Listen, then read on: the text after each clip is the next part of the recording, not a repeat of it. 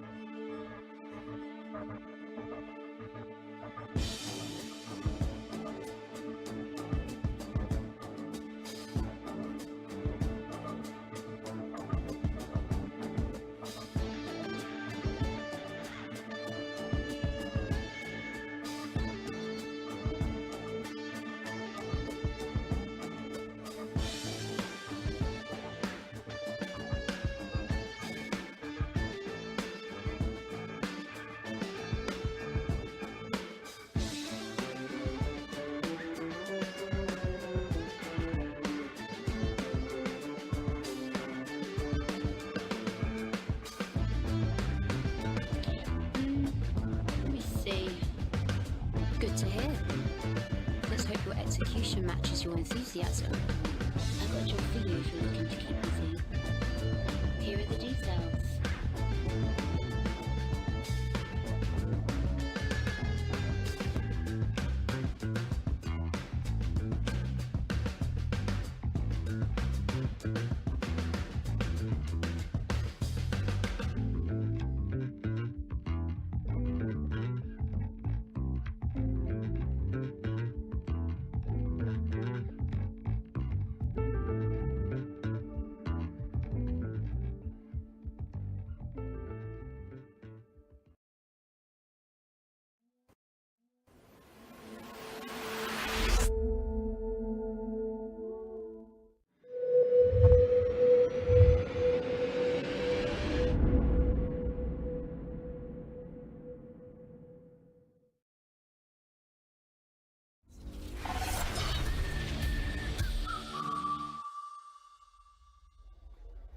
Here we are at the Intergalactic Aerospace Expo, surrounded by some of the fastest, sleekest, sexiest ships ever to be plasma forged from dicarbidium laminate, or whatever it is they actually make ships out of.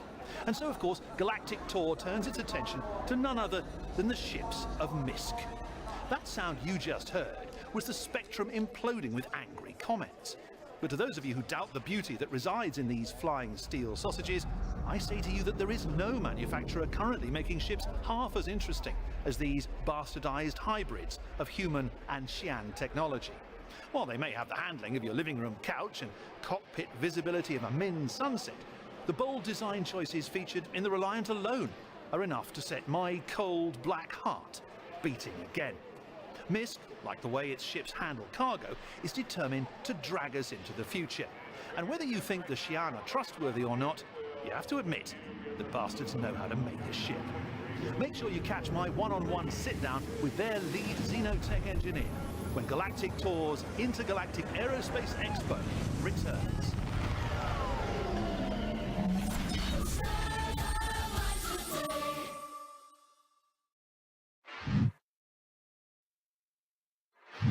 Good evening, good evening, good evening, and welcome back to the Soul Citizens. I'm GriffinGamingRPG, and we're back for another fun-filled conversation about the game we all love, Star Citizen. And I'm here with two of my compadres. On my right, to your left, I will introduce first the man FC, fastcart. How are you? I'm doing well. How are you? I'm doing well. I'm doing well. And to my left, the man from down under, not from Australia, but from Florida, Kelosal. What's up, bro? Greetings from the Sunshine State. Hello, how are you doing, everyone? Sunshine State. Yeah, it's rainy here in well, it's been weird weather here in Chicago. So yeah, it's weird over here too. It's no longer known. It's no longer known as the Orange Juice or Orange State. It never was. Yeah, the Florida oranges, California oranges. Yeah, I know. I think sunshine is pretty much it. Let's see. Listen, we opened up with a video today that I know you guys hadn't seen in a little while. Oh, fastcart. Hey, we got another fastcart out there to subscribe. Thank you, fastcart. That's good to know. That was Takazak. He gifted me. I gifted you. Awesome. Thank you, Takazak. All right. Thank you, Takazak. We appreciate that. Thank you. Yeah, this opened up with, you guys remember back when you were doing Galactic Tour, it kind of went back a little bit further in the machine here. And that particular video was around the time when the Reliant was the new kid on the block, Kelosal, the Reliant. And there was a lot of excitement about that ship when it first came out. Wow, Pops in Space. Thank you, Pops, for that community gift sub. Thank you. Thanks, Pop. Thank you, Pops. Thank you, thank you. I also thought it was appropriate that we would do that video because our good friend Jax, who last year at CitizenCon left us in one of the newer ships that we'll talk about later on. So I thought it was kind of cool to see Jax again because right now supposedly he's in Pyro, and who knows if we'll see him again. Hopefully we will. Radagast, thank you. Radagast, oh my God, thank you, Radagast. 5 community subs. Thank you so much. How's those mushrooms, Radagast? Yes, thank you, Radagast. We really appreciate that, right, Whammer? Hey, thanks for the subscription. There we go. Awesome sauce. Awesome. Okay, listen. So I wanted to open up with that just to kind of throw us back a little bit, because MISC. Did you guys catch the little thing he mentioned about the windows of the MISC ships not being all that great? He kind of threw a little razz in there about MISC ships. I don't know. Do the ships on the windows on the MISC ships bother you guys? Like on the freelancer? The freelancer does. The freelancer does. The freelancer some of the bothers others are better, but the freelancer is like one of the older ships, so I can see how they improved it. Because a lot of people complain, and the MISC ships since then had great visibility. Yeah. Do you think? Oh wow, Radagast, thanks. Okay, let me ask you this. Shout out Takazak again. Oh, is it Thrakazak again? Oh my God, he gave out another sub. Oh, 2 Radagast. Thank you. Okay, thanks, Thrakazak. Man, you guys are gonna make us hit our mark today. That'll be awesome. Our August mark. I have to agree with Jade. She says there's no good reason for the freelancer windows.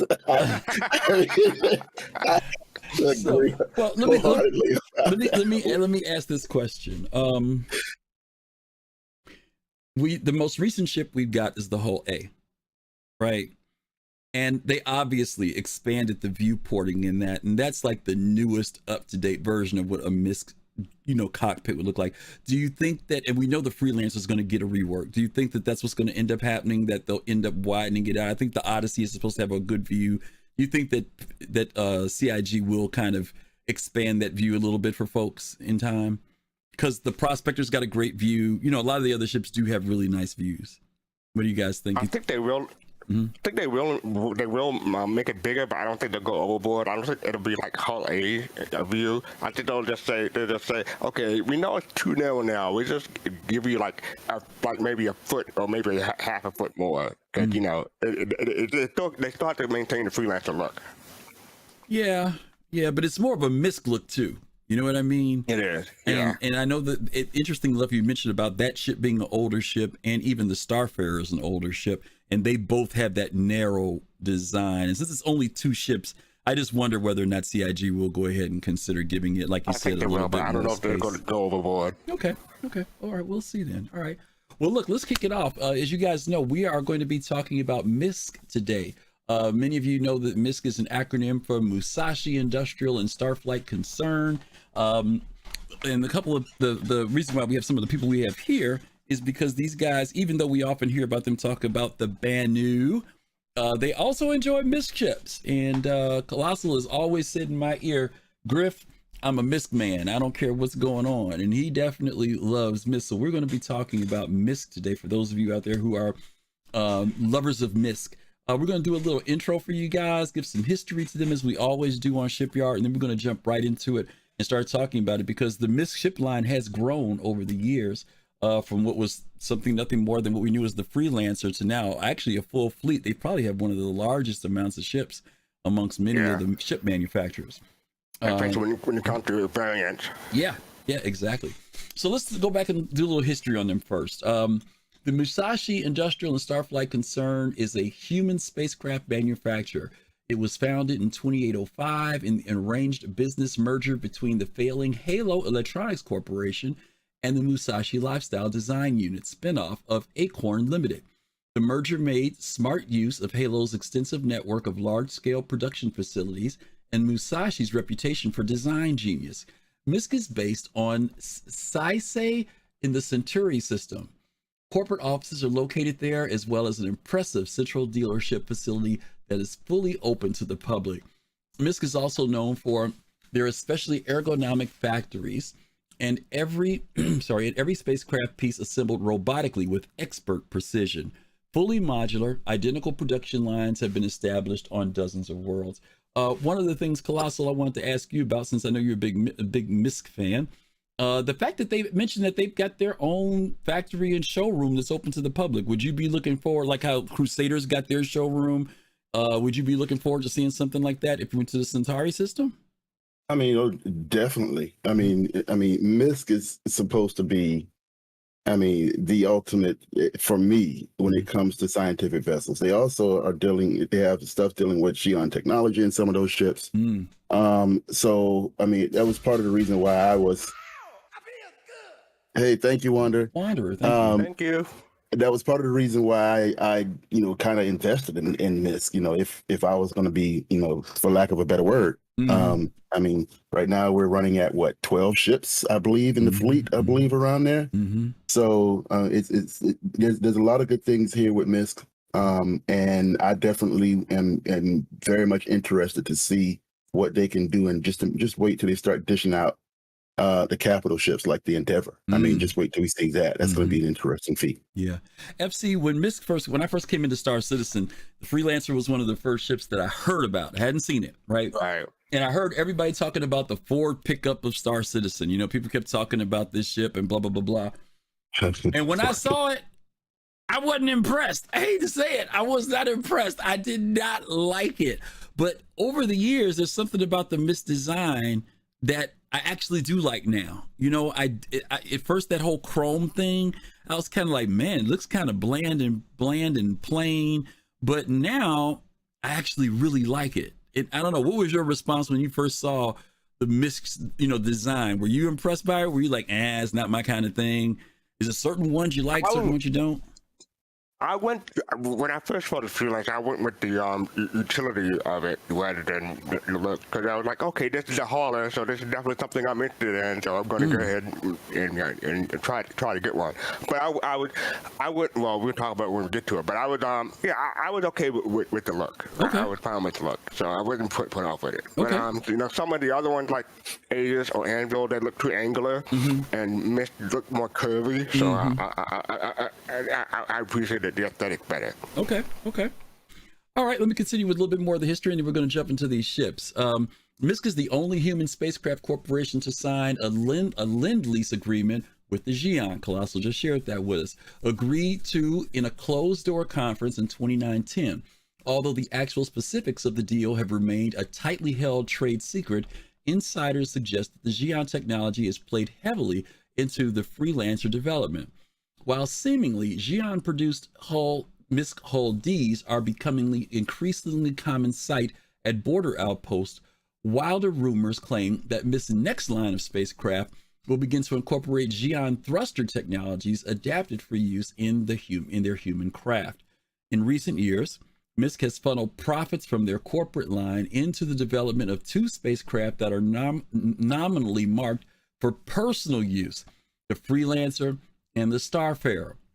These spacecraft are aimed to compete in a crowded marketplace against heavyweights like Roberts Space Industries and Drake Interplanetary.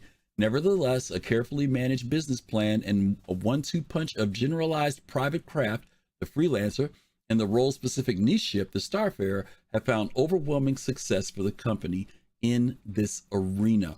Kelosal, let me ask you a question. I know you've talked about this before. We keep hearing about the Xi'an technology, right? And we hear about design coming from the human side of it, but the Xi'an technology, I'm wondering what will be some of those things that are reflected that make these ships different. They mentioned about propulsion and engines, but I'm curious as to whether or not there'll be some other aspects. I know and we'll talk about it later when we get to the Odyssey, we saw that there's some technology, some actual technology in that ship, the way the grav lev things work and stuff like that. Do you think they'll start incorporating that in some other aspects of the ship, some of the like visible Xi'an technology? I mean, we don't know, because once again, it does say clearly that there are some elements of it that are top secret. Mm-hmm.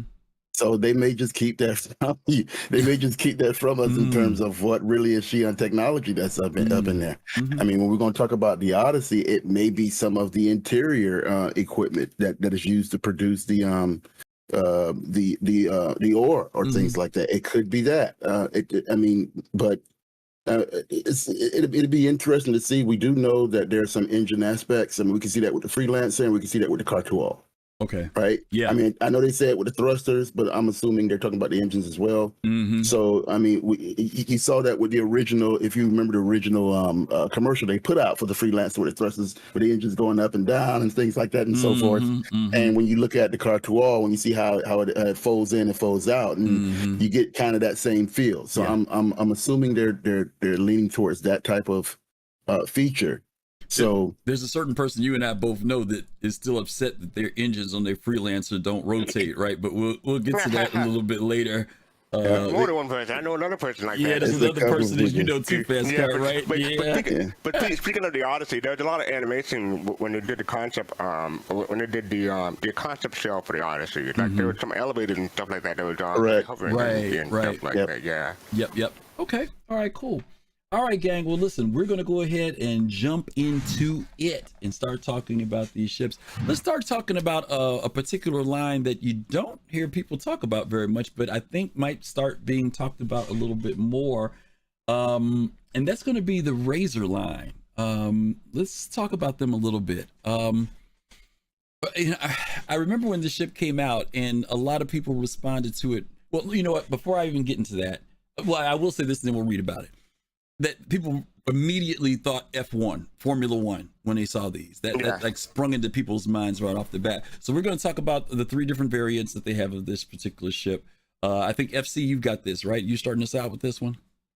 Yep. Okay, let's hit it. Yep. So the Razor, the base, makes a bid for the next Murray Cup with the all-new Razor. The advanced Razor, this advanced Razor features an advanced composite base frame that puts pure speed ahead of everything else. It's the ship for pilots who want to leave the competition in the dust. You want me to read all of them? Or just feel free. Feel free. Okay, X. Outfitted with a signature reducing material, the Razor X was a specialty build for the UE advocacy for use in surveillance and extraction operation. Although the EX was ultimately rejected for widespread use, MISC released a variation of the model for the public, who were looking to keep a lower profile. LX. The Razor gets supercharged. The LX features an overcharged engine to unleash blazing top speed perfect. This power comes at a cost with reduced maneuverability and armament, making it ideal for straight shot racing. But who needs weapon when you're leaving competition in your dust? Okay. I guess the thing I want to talk about this is that two of these ships, they really focus in on speed and racing. And then there's the EX version, which they talked about, was it about stealth, right? They actually tried to sell this ship for like surveillance, right? And it said extraction operations. And I'm kind of, maybe I'm missing something here, but when they talk about extraction operations, I'm thinking you're going in to get somebody and bring them out, right? Yeah, I don't know how you're going to extract someone with a single seater. With a single seater. Unless I'm missing something, and maybe somebody in chat knows something, but I'm kind of at a loss on where that comes from. I do love the idea of the stealth and surveillance aspects of it, and the profile of it. Kelosal, let me go to you first. Have you flown these ships, any of these ships, and what are your feelings about them? I haven't flown them since they first came out. I thought that in a straight line, those ships are great. When you try to turn them, they are the worst ships on the face of the earth because they just. Yeah, that's how, I mean, that's how they're designed. yeah, it's clearly designed for racing. But I mean, we have the new racetracks now, and I don't know if there are people using them for the new racetrack that you see over there on Hurston. I haven't seen many people even try to use those ships. But boy, if you want to go ahead and go to a straight line, if there's any types of drag racing where you got ships side by side with each other, like you do in real life when you go to those car events where it's just two cars and you got those big old huge lights that go from red and counts down to green, and they just go ahead and go. I mean, this would be your ship for that. Yeah. So it's a great ship for speed, but I don't know if it's good for anything else. Yeah, I'm like you. I rarely see people fly this ship. I mean, I don't think I can count on one hand how many times I've seen this ship in the verse in general. But I am curious now that because we have the Snake Pit, and because of things like the Atmo Esports and other stuff, whether there will be, how can I say this? Whether there will be designated competitions for certain types of ships. In other words, an all razor ship race, something like that. I don't know if they'll do that. FC, what about you? You ever been in one of these ships, taking a look at it at all? I took a look at it. When I first started Star Citizen in 2014, one of my first ships was the Gamma because I was interested in racing, but I didn't want to spend too much money on like a 350R at the time. Now since then, I've decided I'm going to buy all my racing ships in game with UEC instead of real money. But yeah, so I'm still interested in racing. I'm interested in this ship. I don't know. I think this one has a really bad disadvantage because it's a straight line ship and most of the races are like half turn. So like something like the 350R or the maybe like the M50 would beat this. So I don't see, unless there's a designated like drag racing race or something like that, I don't see this ship being used in racing as much. I mean, could you use this to quickly navigate a jump hole or a wormhole? Probably, yeah. That's one potential. And quickly jump in and jump out. I mean, they did talk about surveillance, right? That's interesting. You said well, you got to jump in, and then you got to turn around and jump out. Well, I mean, you can turn around in the ship going at 10. Going at 10. Yeah, that's a wide turn. I mean, but she's a small ship. You'll be able to make it big a lot quicker than you would if you were flying in Odyssey or things like that. She can get in there, scan really quickly, turn around, and or she can scan while she's turned around, ready to go back to the jump hole. But if you want to scan something, you would get it like a designated chatter ship rather than using this. Well, see, it's funny you guys would mention that because in my head, I've always thought about this ship for racing. That's all I've ever pictured it for, right? I don't even know what the range is on this thing. You know what I mean? Like if you fly it, like what's the range on it? Do you guys know? Like how far can you really go with it? I mean, as far as the fuel efficiency, I mean, like can you on jump? her. Like can you make it from R-Corp to Hurston, for example, or do you have to stop? I'm just curious. I've never tried to take the ship out and do some type of jumping with it. Maybe somebody in chat knows. She's a small vessel, so I'm assuming that you can put. I'm assuming that you can put some components out there to give you some longevity in terms of endurance. Yeah. Okay. I mean, I do that. I do that with the Gladius. I don't fit her with the best one. I fit her with the one that's going to get me from way across the galaxy, and I don't care about time. Yeah. Because I don't want to stop. So so there are components like the Atlas or other components out there that are not really high in quality, but are very, very good in duration. Okay. So I'm quite sure. I mean, I don't know how far she would go in pyro, but I would assume that she would have a signature so low, especially that stealth ship, so low that she would be almost undetectable. Going in there if you're trying to go ahead and do some type of surveillance. Getting in and out fast. Yeah. Yep. Okay. All right. Well, that's the Razor line, folks. The base, the EX, and the one we have on the screen right now is the LX. I've always been somewhat tempted for the EX. I haven't done it. And how much do these run? Does anybody remember what these are for pledging? Does anybody remember? They're like 140 100. years. Because they're pretty expensive, aren't they?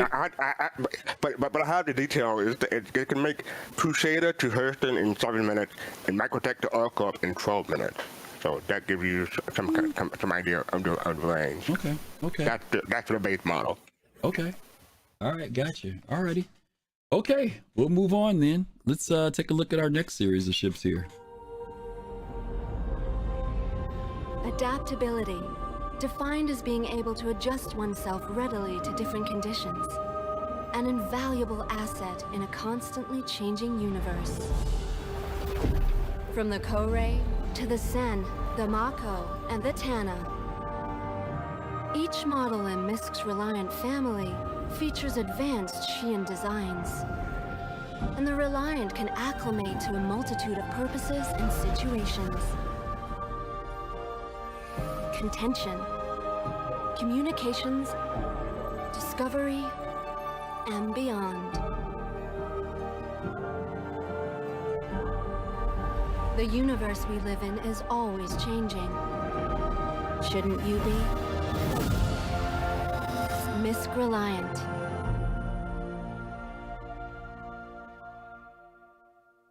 All right. Now, fastcart, I want to make sure that you heard the proper way to say that. Kourei and the Mako, not the Mako. Everybody says Mako and the core. It's the Kourei and the Mako. Kourei I knew.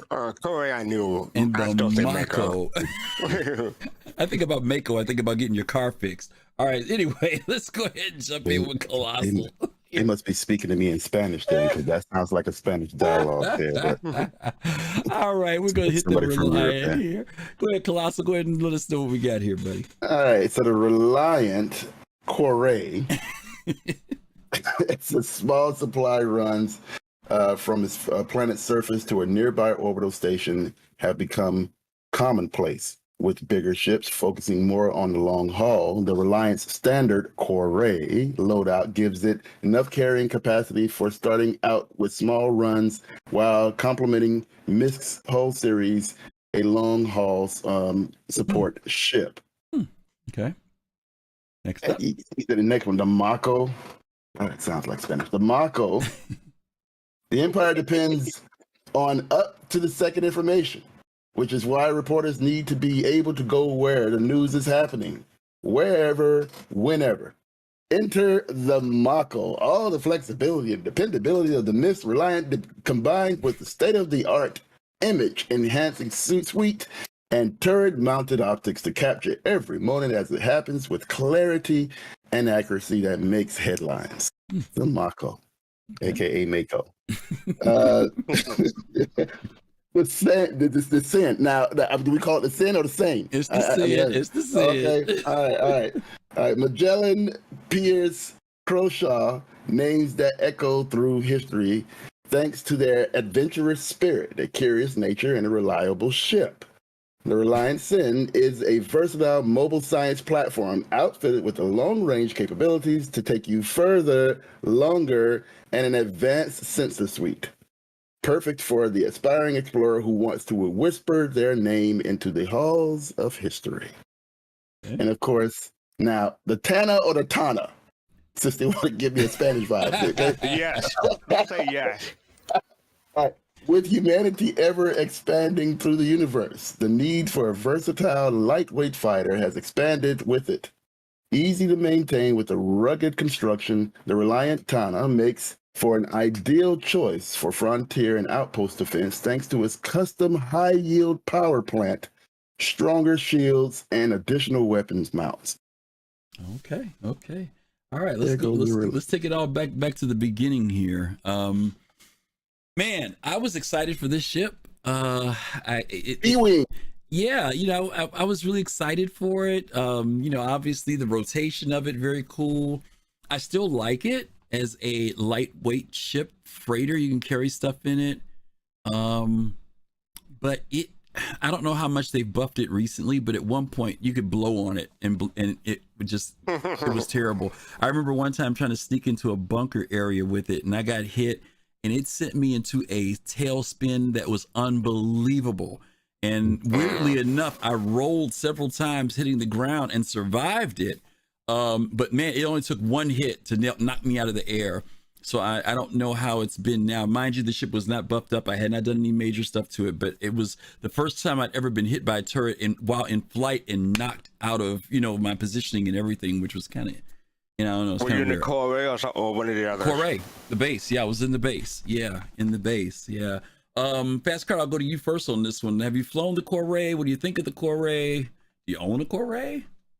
I was interested in it when the concept. I wound up not getting it or waiting on it. It doesn't have the cargo space compared to like the 315p. So that's what I was looking for. And I heard people started complaining about it. So I was like, maybe not. I'll skip this ship. But as far as the Mako go, I help out with relay or I used to before we started Soul Citizen, and they were really interested in the Mako, and I might have been considering getting one to help out with them, but oh well. Okay. By the way, Black Sky Legion, Kai Zen did a translation for us because if you guys know he's of Hispanic origin. He said that Mako in Spanish means boogers. So just so you'll know that if you ever want to think about that ship, you can think of boogers. Okay. Good to know. Oh, let me tell you one more thing. The Sin, I was heavily interested in the Sin because that's a science version. I was going to be my mini endeavor. So yes, I still might get a Sin, but that's probably in PU. I'll probably pay for the UEC. Okay. So I'm definitely still interested in the Sin. Yes. Okay. All right. And I take it nothing with the Tana. No interest nothing in the with Tana. the Tana. Okay. Kelosal, how about you? You're interested in any of the Reliant ships? Yeah, I got this shit for all the selfish reasons. First of all, I love the word reliant because if y'all remember Star Trek Wrath of Khan, the ship was the Reliant that Khan had, and so I love the Reliant. I think his name will always lie in infamy, and so I did get the Corée, and I think the Corée is a very, very good, small cargo vessel carrying ship. Easy to get in. I love the features of what it takes when you go from what looks like a B-wing to what looks like flying wing, like a flying disc that you just throw out there, almost like a boomerang type deal. And she just she comes in, she lands gently, the back opens quite easily. The Corée has very good cargo space for a small ship with 2 SEU I believe. And you can get a lot of things done if you're just trying to have an easy day out in the verse. The Sin, I definitely love the feature inside. If y'all haven't checked out the Sin, guys, go look at the Sin in terms of what they do scientifically in that ship. Once again, the features are not there for us to enjoy really yet for the Sin and Mako and Tana. So I would say hold on to your Reliance because there's more to come with those ships as soon as they bring. There's more to come to any MISC ship. We know that MISC is still underdeveloped throughout across the board, even with the freelancers. So it's going to be interesting. I wouldn't throw away any of the MISC ships, except for the freelancer. Yeah. One of the things, Kelosal, you touched on a little bit here. You mentioned about the cargo space and ease of getting in and out. But the other thing that I liked about this ship was the view. It has a great view. 2 people can fly in it. You can pick up a friend, and you can shuttle from here to there if you want to pick up somebody somewhere. It's like you said, it's that kind of just quick runabout to get in, do what you got to do, get back and forth.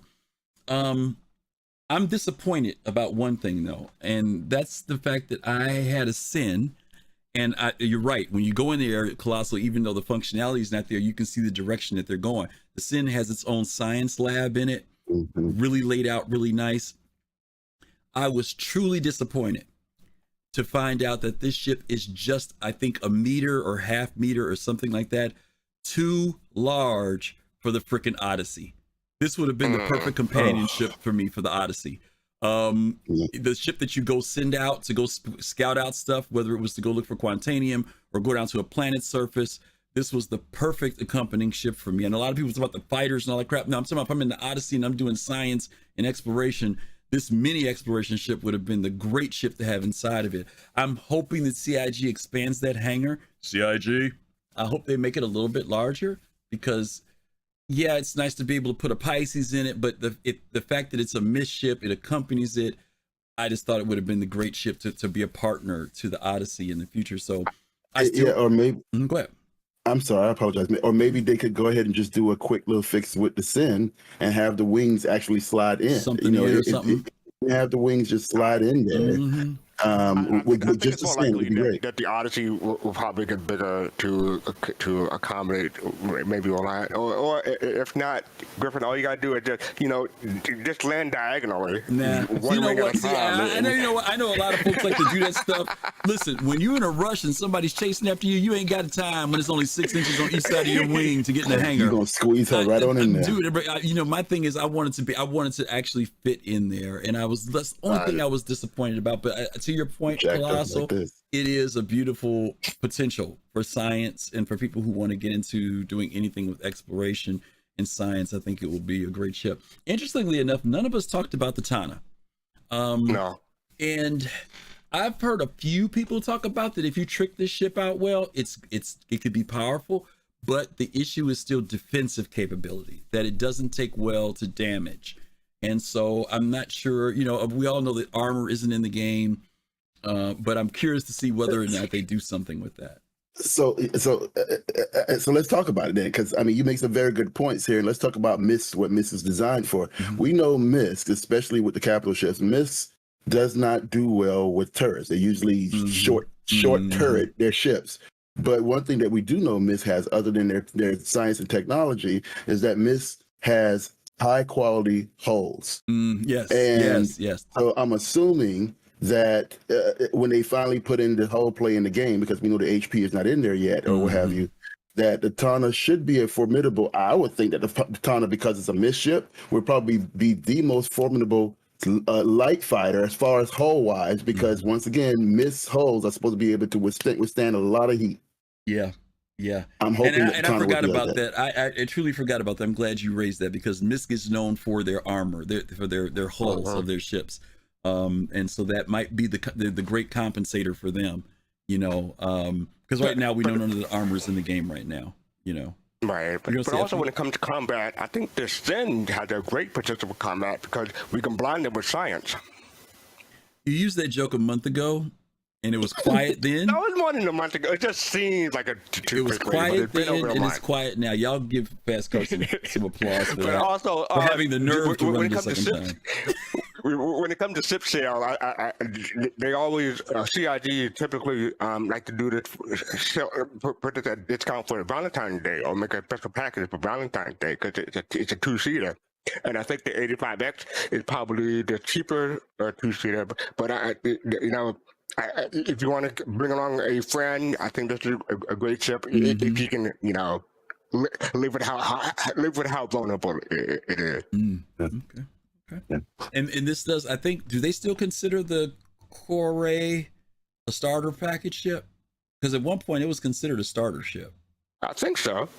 I can look. I think it's still, it may not come up as a package, but I do know that they did say it was a starter for people who wanted to get into a form of cargo carry, if I'm remembering correctly. So I thought that's what the case was. Anybody in chat? I don't see it. Yeah, they had the Cutlass and the freelancer. I don't see the Reliant. Interesting. Yeah. Okay. Alrighty. Check out the Reliant. Interesting. All right. We'll move on to the next ones then here. Okay, here we go. It's nice to know there's one series of ships you can rely on. Like if the job calls for a little more cargo room, you can rest easy with double the maximum rear payload. Maybe you need to go that extra mile. 4 dedicated fuel tanks will get you there, and then some. And when you're expecting trouble on the horizon, well, even the most brazen outlaw's gonna think twice, staring down 2 tailor-made missile launchers. Whatever life throws at you, we've got you covered. MISC Freelancer, built for life. Alrighty, MISC Freelancer built for life, and we already kind of opened up talking about this ship as the what was in the early days considered the Ford pickup. I don't know if the Consolidated Outlands Nomad is taking the title from it or not, but it is the workhorse. So. It is considered the workhorse ship for sure. I think fastcart, you mentioned that was one of the things you saw it as for, you know, entering into being able to carry stuff around. I'll start out on this one. Again, I mentioned earlier, these ships didn't grab me at first in the beginning, but they have over time rubbed off on me, and I do like them a lot. The Max is one of the ones that's probably one of my favorites, but I do own a DUR because DUR exploration is my thing that I want to be able to do. And so I'm really excited about the DUR. It's got the extended range engine or fuel pods on it, so it can travel much further than a lot of other ships. It's got the scanning package built into it, but it also has a refinery that's in it as well. And so there's a lot to that particular ship that I'm looking forward to seeing CIG build out. Kelosal, how about you when it comes to these freelancers? You got any favorites? Anyone in particular you lean toward? I mean, is it too early to pay, homage to my brother and his complaints? Maybe. Well, you know what? Let me read. I'm sorry, I neglected to read my background because I was supposed to read. Let me read, and then yes, you could definitely pay homage to his concerns. Okay, for the freelancer his grievances. Yes, his grievances. Freelancers are used as long-haul merchant ships by major corporations, but they are just as frequently repurposed as dedicated exploration vessels by independent captains who want to operate on the fringes of the galaxy. For the DUR, the freelancer DUR variant specializes in exploration, sacrificing some of the cargo capacity of the standard freelancer for an enhanced jump drive, more advanced scanner, an expanded fuel tank, and may seem like a bad call to some, but to those who value discovery over profit, they will find that this is their ship of choice. I completely forgot about the enhanced jump drive. The Max, freelancer Max variant, is for those who prize increased cargo capacity over everything else. Combine that with additional storage with MISC's unrivaled dependability and reputation, and you can see why the Max is the preferred transport for many independent haulers in the Empire today. And then lastly, the MISC, the MISC. The freelancer MISC is the limited edition militarized variant of the classic mercantile ship developed by the UEE. These were produced in very small quantity due to some early payload incidents. This version sacrifices the majority of the cargo capacity to make way for its missiles. Okay, all right. Boom, back to you, Kelosal. Talk to me about this particular ship, the freelancers. Okay, so I mean, I honestly think, I mean, they did it justice when they did the reworks, but this is one of those where they have to do something about the cockpits, because I think the cockpits were the major issue, and they did a very good job when they finally came out with the rework of the hull to give us a good space or a good idea on where they're probably going with the cockpits when they actually get the gold standard with the freelancers. With that being said, the DUR, my brother loves it. It's amazing. The DUR is a very good ship. It's a very good ship in the fact that you do have those advanced scanners. You do have that expanded fuel tank. And I think a lot of people keep forgetting about that, especially with the ones that have the enhanced jump drive. And I think the DUR also has a fuel, some type of refinery in it. Refinery in there. So I think a lot of people keep forgetting about the DUR on that one. A lot of people have kind of dismissed the DUR and put it away because of its looks. But you need to remember what the DUR has in there. I think the DUR is going to be a very good fit, especially when you're running around in Pyro. Okay, I think she's going to be a very good fit. Going to the Max. I love the Max. The cargo size is amazing for the value of the ship. So definitely going to the MISC. The MISC is a win for me, especially with the number of missiles that it has. I think 4 size 4, and then I'm looking around here. It's got a ton of other missiles in it too, doesn't it? It's got a ton of other missiles. Yeah, it's got a ton of other missiles. With the 4 size 4 missiles, 2 size 2 missiles, a grand total of 16 of those. So I think it's like 24 missiles or something like that that can come out from the MISC. And I think it's one of the first ships that I actually saw the feature of the missiles actually rotating in the ship, and you seeing it launch off. It was the first time we saw that feature. We saw it in the constellation, but we didn't see it work right. We just saw it shoot. It just shot, and it didn't work right. And I think with the MISC, it was the very first time that we saw the VFX come in on that one. It's a very good ship on that level. MISC just, to me, did the very good job with all these three different types of ships. And all these people, honestly, they look forward to this ship. It's almost like they use the Cutlass as a representation of these three in a lot of ways, as far as a starter. As far as a starter goes, yeah. Okay. FC, how about you? Freelancers? I was just gonna say I'm kind of surprised. I don't want to say disappointed, but surprised that you didn't show the Lance Henriksen commercial with the rotating wings. I was going to get to that. I want everybody to have their say first before I go ahead and start, throwing in negatives. Mostly because that ship's not in the game. That's why I started to, but I didn't want to give people the wrong impression about it. And these are the current ships that are in here. So, and back then that was the only. For a lot of people, that was their first impression. They were like, "Oh, shoot, that's gonna be dope." And then when it came out, it was like, "Nope, we didn't have it." So I think that's their proper position for Melvin who's disappointed with this ship. But my thing was, you would think that my favorite ship would be the Mac. No, my ship, and I actually bought it for a while, but I melted the strength with the MISC, the missile ship boat. Because when I played LucasArts game, my ship was always the missile boat, because I always seemed to do well with them. So I was going to try to repeat that with the freelancer MISC. But since then, I've gone with the Hornet instead. Okay. Yeah, I will go ahead and reiterate what fastcart said though, about, because Melvis will kill me. Melvis loves the ship, CIG. He loves it. He comes in every time, and every time he comes in the ship, Griff plays the Fred Sanford song when every time Melvis shows the ship. When he comes in with the ship, it's just been a part of Melvis's lore. But Melvis is really asking for you guys to return those rotating engines so they can go ahead and rotate and do the things that the commercial really had it do. And so he would definitely put in, a dear Chris Roberts card. Please have the freelancer please rotate. Other than that, he will not give up the ship. He rides it until it would die. So, I guess you got one hooked on for life on that one. And we have another one, Eris from Relay, David, from Relay.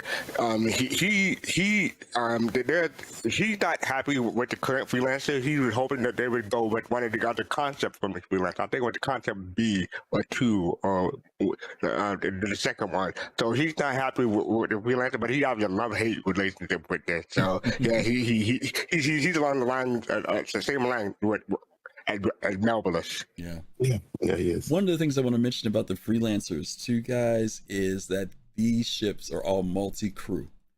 Even though you can fly them solo, they are designed to have multi-crew functions, and there are stations, as you guys know, between the pilot and co-pilot seats for 2 additional people to sit down. It has 4 beds in it. It has a turret in it, and so I'm really curious to see. A lot of times we've been crewing up, we've been in the larger ships, like the Carrack or the MSR. But, I'm curious to see whether or not people will start, teaming up and being in ships like this. One, what's the word I want to say? Operationally, it may be more feasible for 4 people to travel in a ship like this than a Carrack, just because of maybe where you have to go. Or as you mentioned, Colossal, range could be a factor, or the size of a wormhole or a gate may be a factor. Discretion and being discreet going somewhere may be a factor. So I'm curious to see, as time goes by, whether you will see not 1 people or 2, but maybe 4 people. Ships like the fastcart you're mentioning has these science stations in it. Somebody's got to operate those science stations. You're not going to leave the pilot seat to go back in the back to do that, right? So I am curious to see, as time goes by and these ships evolve a little bit more, whether or not you will see more group gameplay. Just like the Connie, people will be in ships like this as well, and maybe not so quick to think about taking out some of the larger ships just because of the economy it takes to operate a ship this size versus the larger ships. So yeah, and don't forget, in addition to hull, because every time I face one of these ships out in the verse, I get frustrated because it does take a while popping the ship. So the hull and that's what the current hull, gameplay right now. So when they put that hull in and the MISC hull reign supreme, be mindful of this ship coming in here. You're gonna have a long battle with this ship. That's true. Wander, thank you for Wander mentioned something he reminds us of, is that the freelancer is the largest size ship that can go through a small wormhole. So yes, that's another thing to remember, that this ship is one of the few ships that can, multi-crew ships, that can do small, medium, and large if necessary. Go ahead, FC. Yep. I was going to say that I put the prices of the shipping there. There's 110, starts at 110, then 135, 150. This is one of the variant lines that had a price increase. The MISC used to be 165, now it's 175, and the other two variants also in price increase. I was wondering, did the Reliant also increase in price? I don't remember the China being $95. I know it was expensive, but I don't remember now. It's been so long since I looked at those ships for purchase. So as CID goes along and improves the ship, the prices will increase. So if you want to get one now to support the project, you might want to do that, because it probably increase $5 or $10 down the line. You could, yeah. Space game inflation. Just said. All right. Well, let's move on past the freelancer to our next ship here.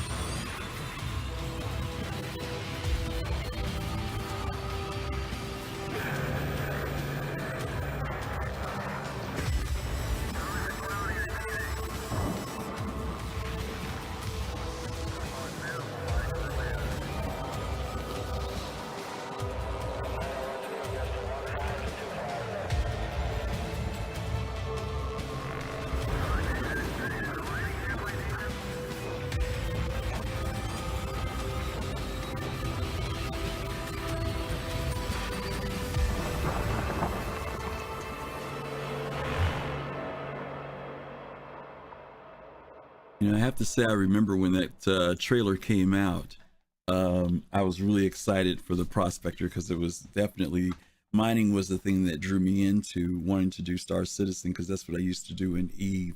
The Prospector has definitely been the entry level for folks to be able to come in and learn about mining in Star Citizen. And we know that that particular career has expanded and grown tremendously over the past couple of years. FC, I'll go to you first on this one. With the Prospector, any thoughts about this particular ship? What could be used for? Do you have one? Have you used one? Not your thing? Well, before I do that, let me read the blurb for it first. Oh, I'm so sorry. Thank you. No problem. For years, the Prospector has been the universe's preferred mining vessel for solo operators, featuring MISC, sleek design, sensibility, and a bevy of upgraded high-tech mining tools. The 2947 Prospector perfectly balanced form and functionality. Now, I just want to say, as far as the commercial goes, I think the Kraken commercial was a better promotional video for the Prospector than this one later. But the Kraken came later. But you know why that is. But as far as you want to know what was the question again? Well, I was just asking your thoughts about the Prospector. With its impact. It's been out since 2947, so it's 5 years that this particular ship has been out with mining. Any thoughts about the Prospector? Have you ever used one before? I don't know if you're into the whole mining thing or not. I was just wondering. I was like you when I was at EVE Online. I was big on mining. I used to spend like 8 hours mining. Instead of buying my first battleship, I mined the materials and built one in EVE Online. So yeah, I was big on mining in EVE Online, and I did get the Prospector from the concept sale. It was $140 back then. It's now $155. It increased by $15. So yeah, I did have one, but I have since melted one. I'm probably gonna get one in the first. But I have so many things that I'm probably going to do in the verse. I'm not sure whether or not I pick one up or not. Okay. Colossal, how about you? Well, this was one of the scariest commercials that I've seen in a long time. And just to, you push back on fastcart a little bit, the Kraken commercial was just for the Kraken. But although I do agree with you, it was one of the best commercials for the Kraken with the prospector in it. I do agree with you on that one. And the reason why I say this commercial is one of the scariest ones is because if you look back in the distance, there was a freaking Van Duel back there watching. I mentioned that. Okay, there's a Van Duel back there. So it scared a little bejesus. I was like, what is that? And then when I actually slowed it down and looked, it's joking with teeth and stuff like that. Frame by frame. And yeah, it's brilliant. Brilliant again from Chris Robinson. So these are things that he does, with this game. He just throws in things and expect, little, what you call them, nuggets or Easter eggs or whatever and things like that. He throws in those things so you can go ahead and pay attention to it. A great starter ship. There's still some things that are not in game right now that should be, because I'm looking at the Q&A. One of the Q&As asked, will you be able to mine away from the pilot seat? You're still not able to do that yet. They said yes. It said when in a landing mining state, you will be able to leave your laser gone while you take care of other business, but your productivity will suffer for it. You will have to effectively manage your heat and power on the laser. Otherwise, your mining rate will slow, or you could risk damaging your laser. Okay, haven't seen it yet, because as soon as you get out that seat, that whole laser stops and things like that, and so forth and so forth. So I'm interested in seeing them put those knickknacks in game and things like that. But go to the Q&A, guys. There's 2 pages of the Q&A for the prospector. And can you put the link in for it? I'll try to put the link in. One of them is kind of a bad link, and I don't want people to get any malware stuff in it, but I'll definitely send it to you in just a second, so people can understand and at least read some things. Because I swore one of the things that I thought, and correct me if I'm wrong, guys, but wasn't the prospector supposed to be able to mine just the general resources and not the rare resources? They went back and forth. Yeah, it went back and forth about what was going to be mineable, because if you remember, I mean, some of it was I don't want to say the community's fault. I would say there was assumptions. Because if you remember in the earlier days, most of us thought that Quantanium was going to be some type of, I don't know if we thought it was a gas or what. We thought that we would be pulling it using the Starfarer. And then when CIG announced that, oh no, by the way, you have to mine Quantanium and it's a rock. People were like, a rock? What do you mean a rock? And so all of a sudden there was this shift from the Starfarer being the ship of anticipation to get Quantanium to the Prospector now being the ship that would be used for it. There was also at one point where there was conversations, and I don't know if this is CIG or the community chat. Those of you, I'm sure there are people out there who know way better than me. There was at one point where people were saying that the Prospector would only be able to mine on the surface of planets and moons. That if you wanted to go out into a belt, it had to be an Orion or a mole. And it was supposed to have some limitation or something like that about the Prospector. And they were saying, oh, that's just the way it is right now. You can mine either way, but eventually you can only do one or the other. I don't know if that's true or not, because I've never seen that. But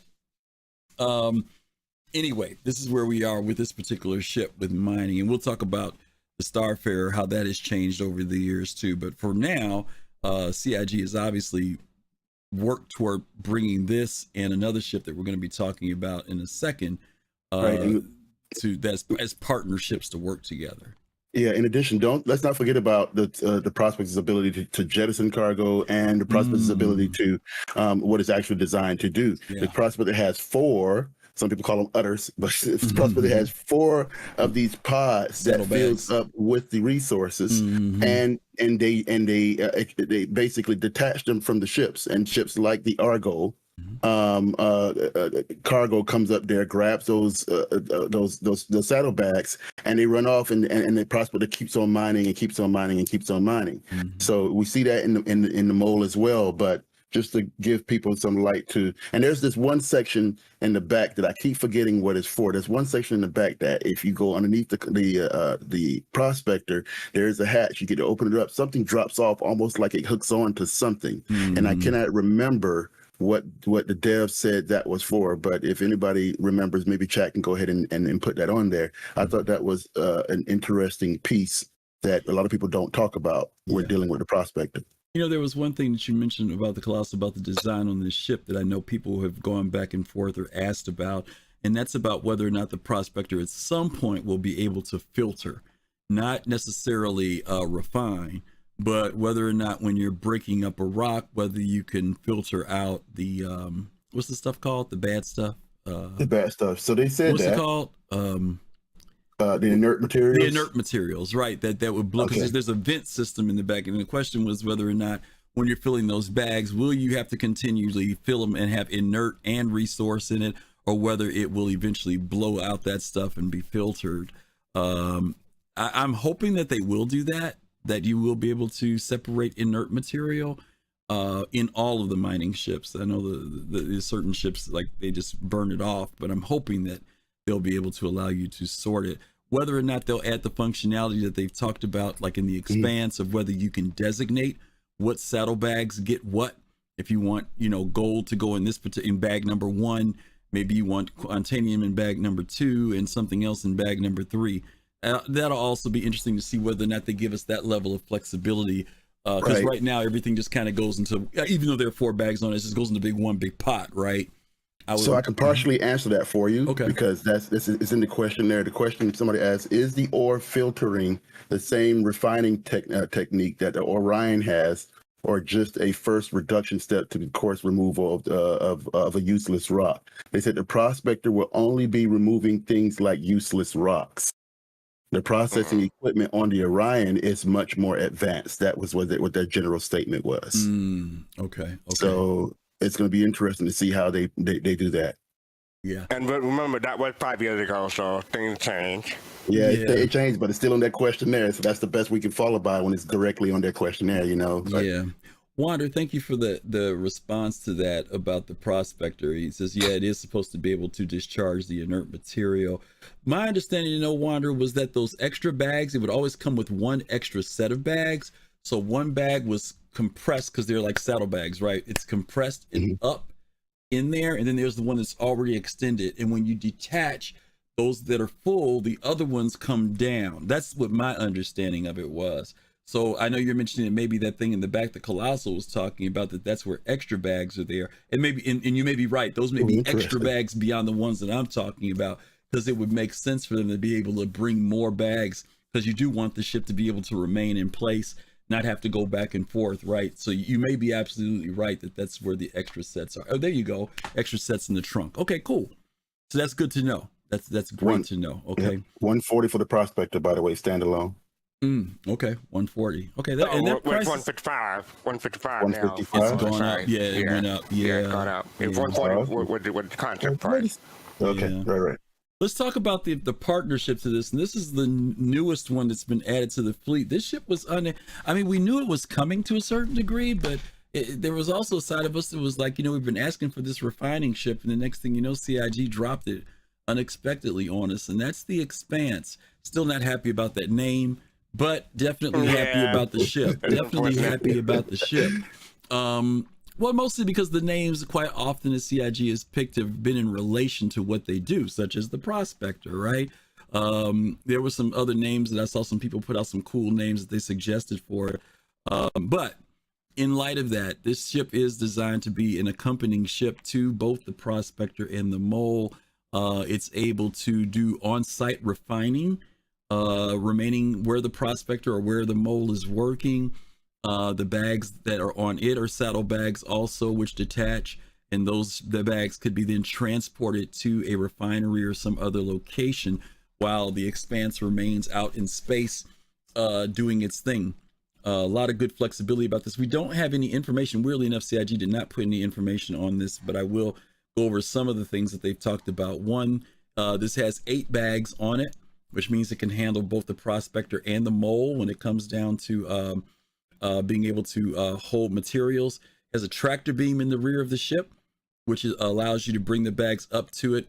You can also separate your materials into various bags, and if you want gold to go here and diamond to go here and conundrum to go over here, you can also designate that way. There is a system inside of the ship that is operated by the pilot to control it, and there is a dynamic of not just setting it and forgetting it. There is a process when you're using this ship to refine materials. So just like in the prospector, you can turn your laser on and let it run, but you're not going to get the most efficiency. And this ship is going to be the same way. They want you to efficiently be able to operate it, and there's going to be some skill involved in being able to get the most from your resources if you're operating it in the refinery. This ship there were things that people ask questions about. Well, can I turn this can I store this ship and it'll still be refining? No, they said no. If you're not operating it, it's not going to refine. Your materials are just going to be on it. Anyway, I'll stop there and let me go to Kelosal first, and then I'll go to fastcart on the expanse. Any thoughts you might have, Kelosal? No, I mean, I bought it because she was MISC and she had additional traits, and I felt that she was going to be the second tier of mining. Mm-hmm. Or you know, that's why I purchased her for. I thought she would be good in places like Pyro. Mm-hmm. Yeah. Maybe for those Pyro orgs who was trying to go ahead and lock down the system, and then you're trying to figure out, well, how you going to survive? Well, you'll have a ship like that to go ahead and take the resources that a prospector would not be able to generate. I think this is going to be able to separate the gameplay from the rare versus the uncommon or common. I think you're looking at that. Those are general terms in the gaming world, but CIG likes to kind of change those names and make them unique to what they're doing. Yeah. So it's going to be interesting to see how they utilize the ship. I would think they were using it in the same way that you see other games do. Yeah. FC, some people, when this ship came out, they kind of called it a specialized ship. I think even CIG referenced that a little bit, you know, because it's not like he does a whole lot of other things, doesn't have all this huge cargo space in it, blah, blah, blah, blah. That it's almost a niche. Spray on jeans. Thank you for that follow. Thank you so much. That is, it would almost be considered a niche ship.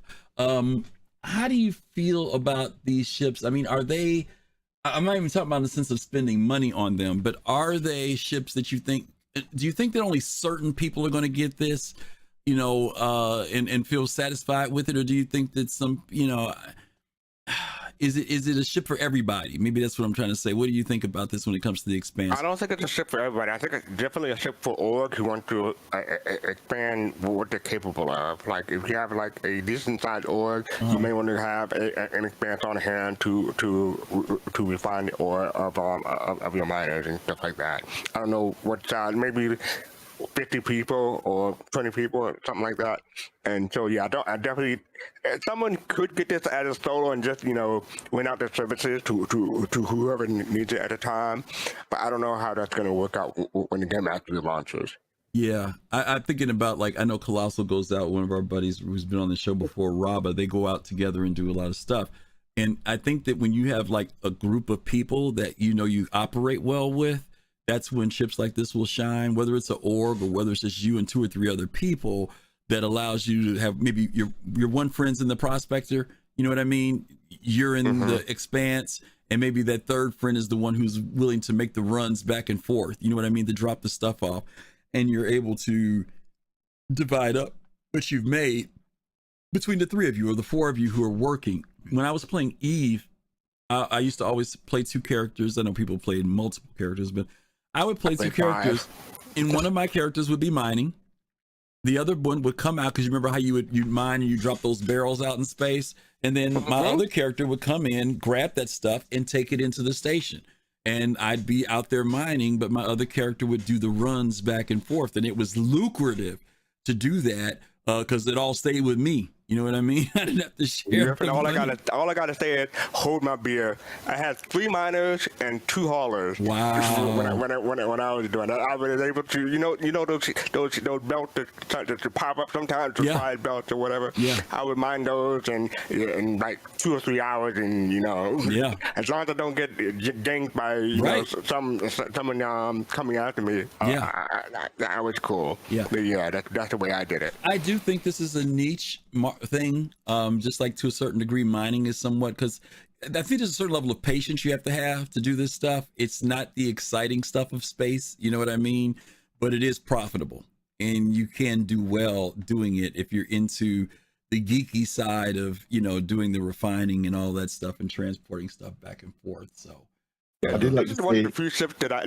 didn't have an interest in. I had a mild interest in. Like I'll probably just use station refineries over an expanse. But it depends on how big a difference the profit margin is.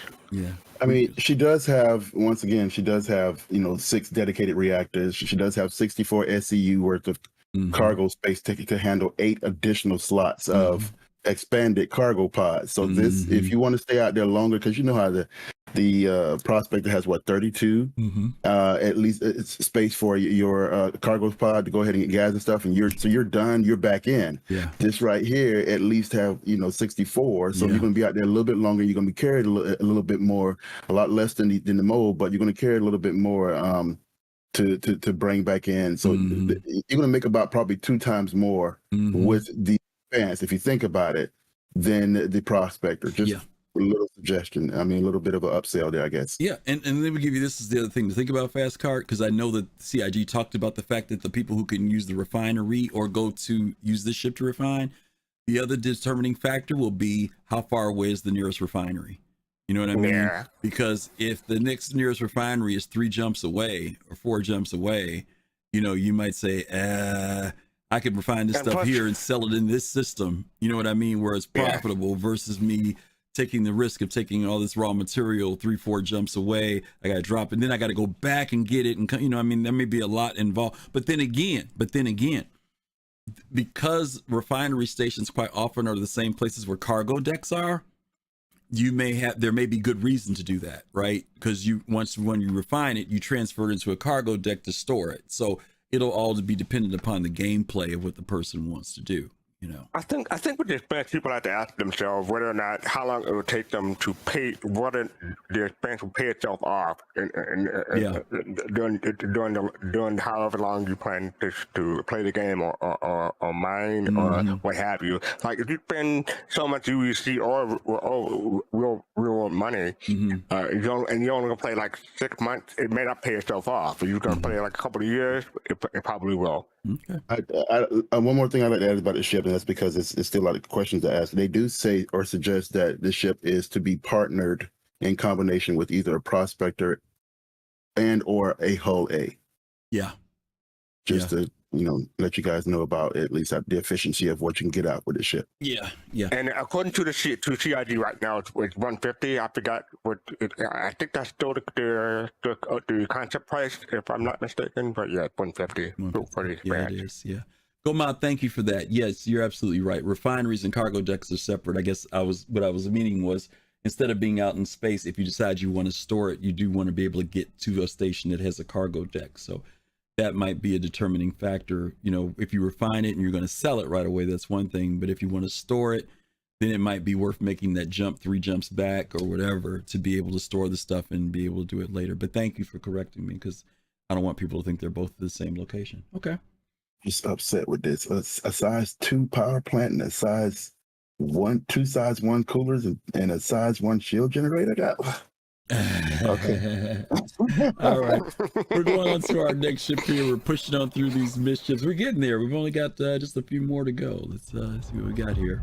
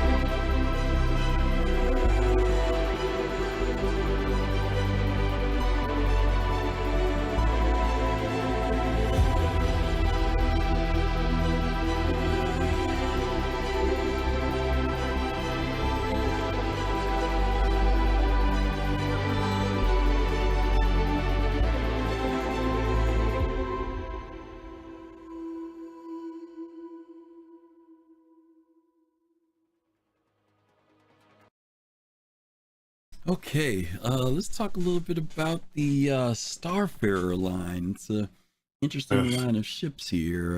Kelosal, why don't you go ahead and give us the read on this and get us started?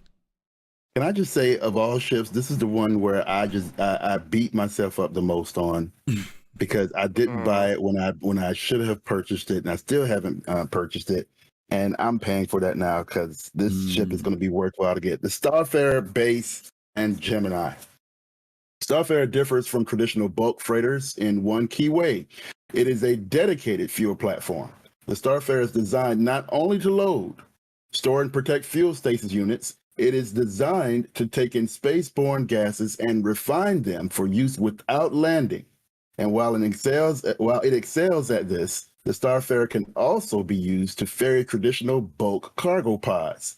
The listed cargo capacity is only for the dedicated cargo room and does not account for the extra space available from the bulk cargo pods. That's the base.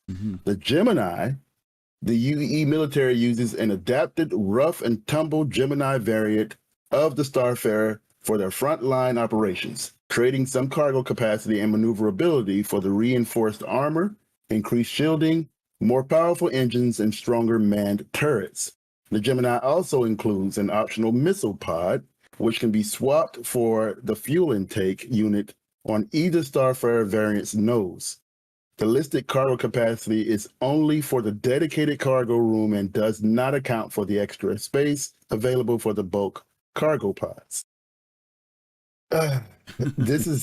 This was. I'll let you ask the question, Greg, because I got so many things. Go ahead. See what you're saying. This was one of the first big shifts they put in game, right? And a lot of people, as far as design, it led more to be desired because a lot of people got lost in this ship. I found it quite amazing. I find it quite amazing. I do too. Because more time in the ship was better for me. So it didn't matter how much time it took for me to get to the bridge. I thought it was fantastic. I was looking everywhere when I got in this ship.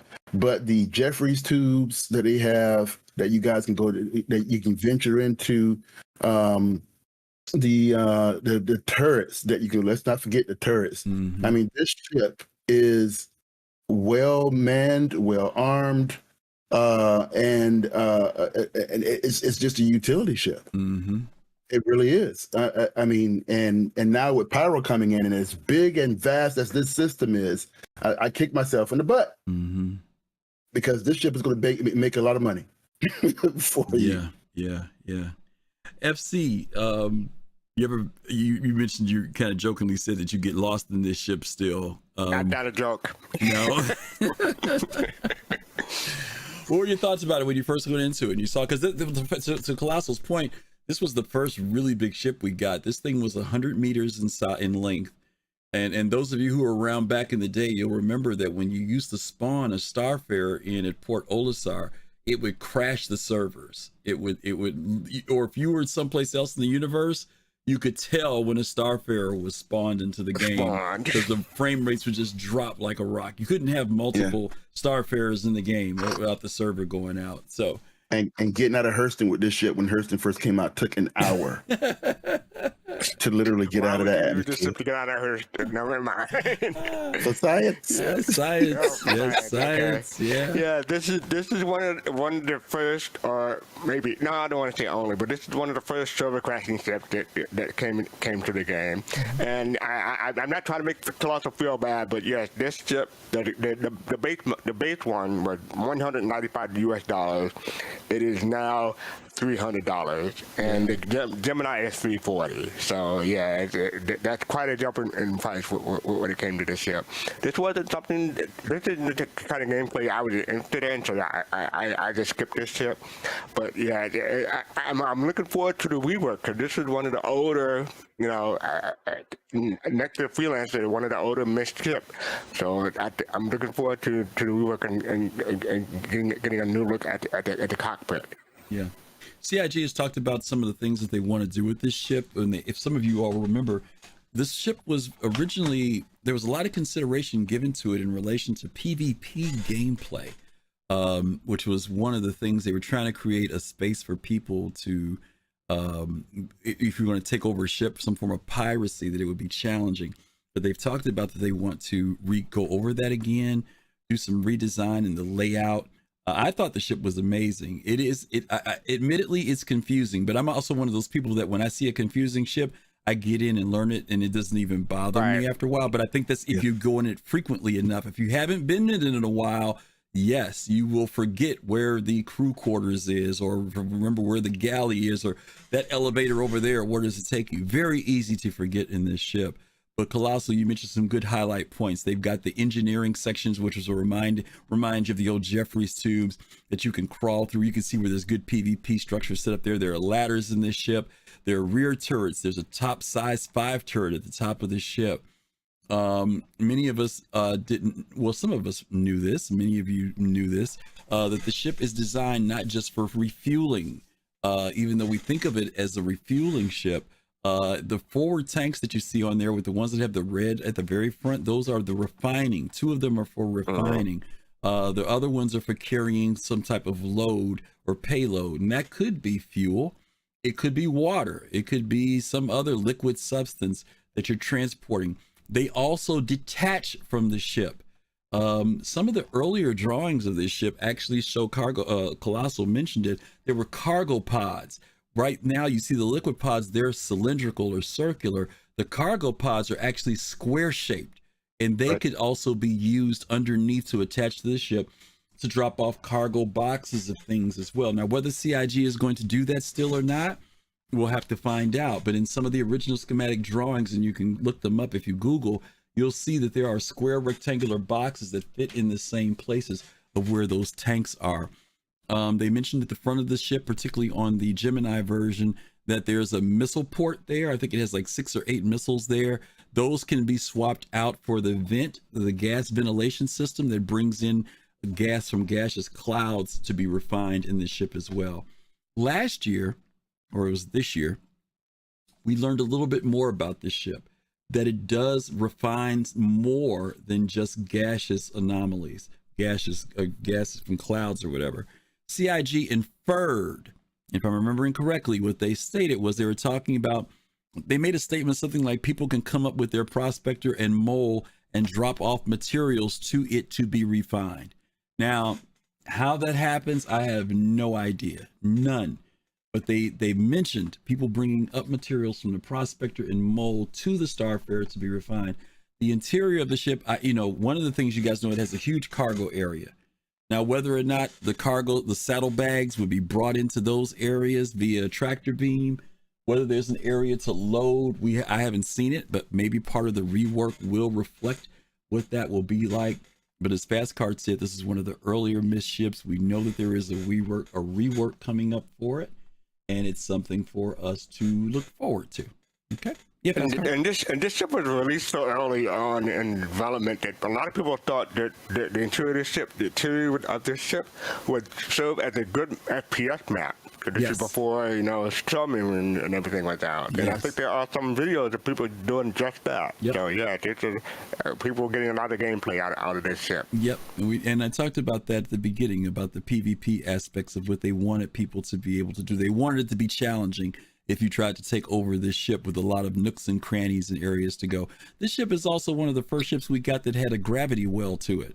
It hasn't been operating, but there is a gravity well here. There is a reactor in this ship for engineering. The ship accommodates, I think it's like 8. Is it 6 or 8? I forget. But it is a crewed ship, very large ship. It's got a huge galley in it.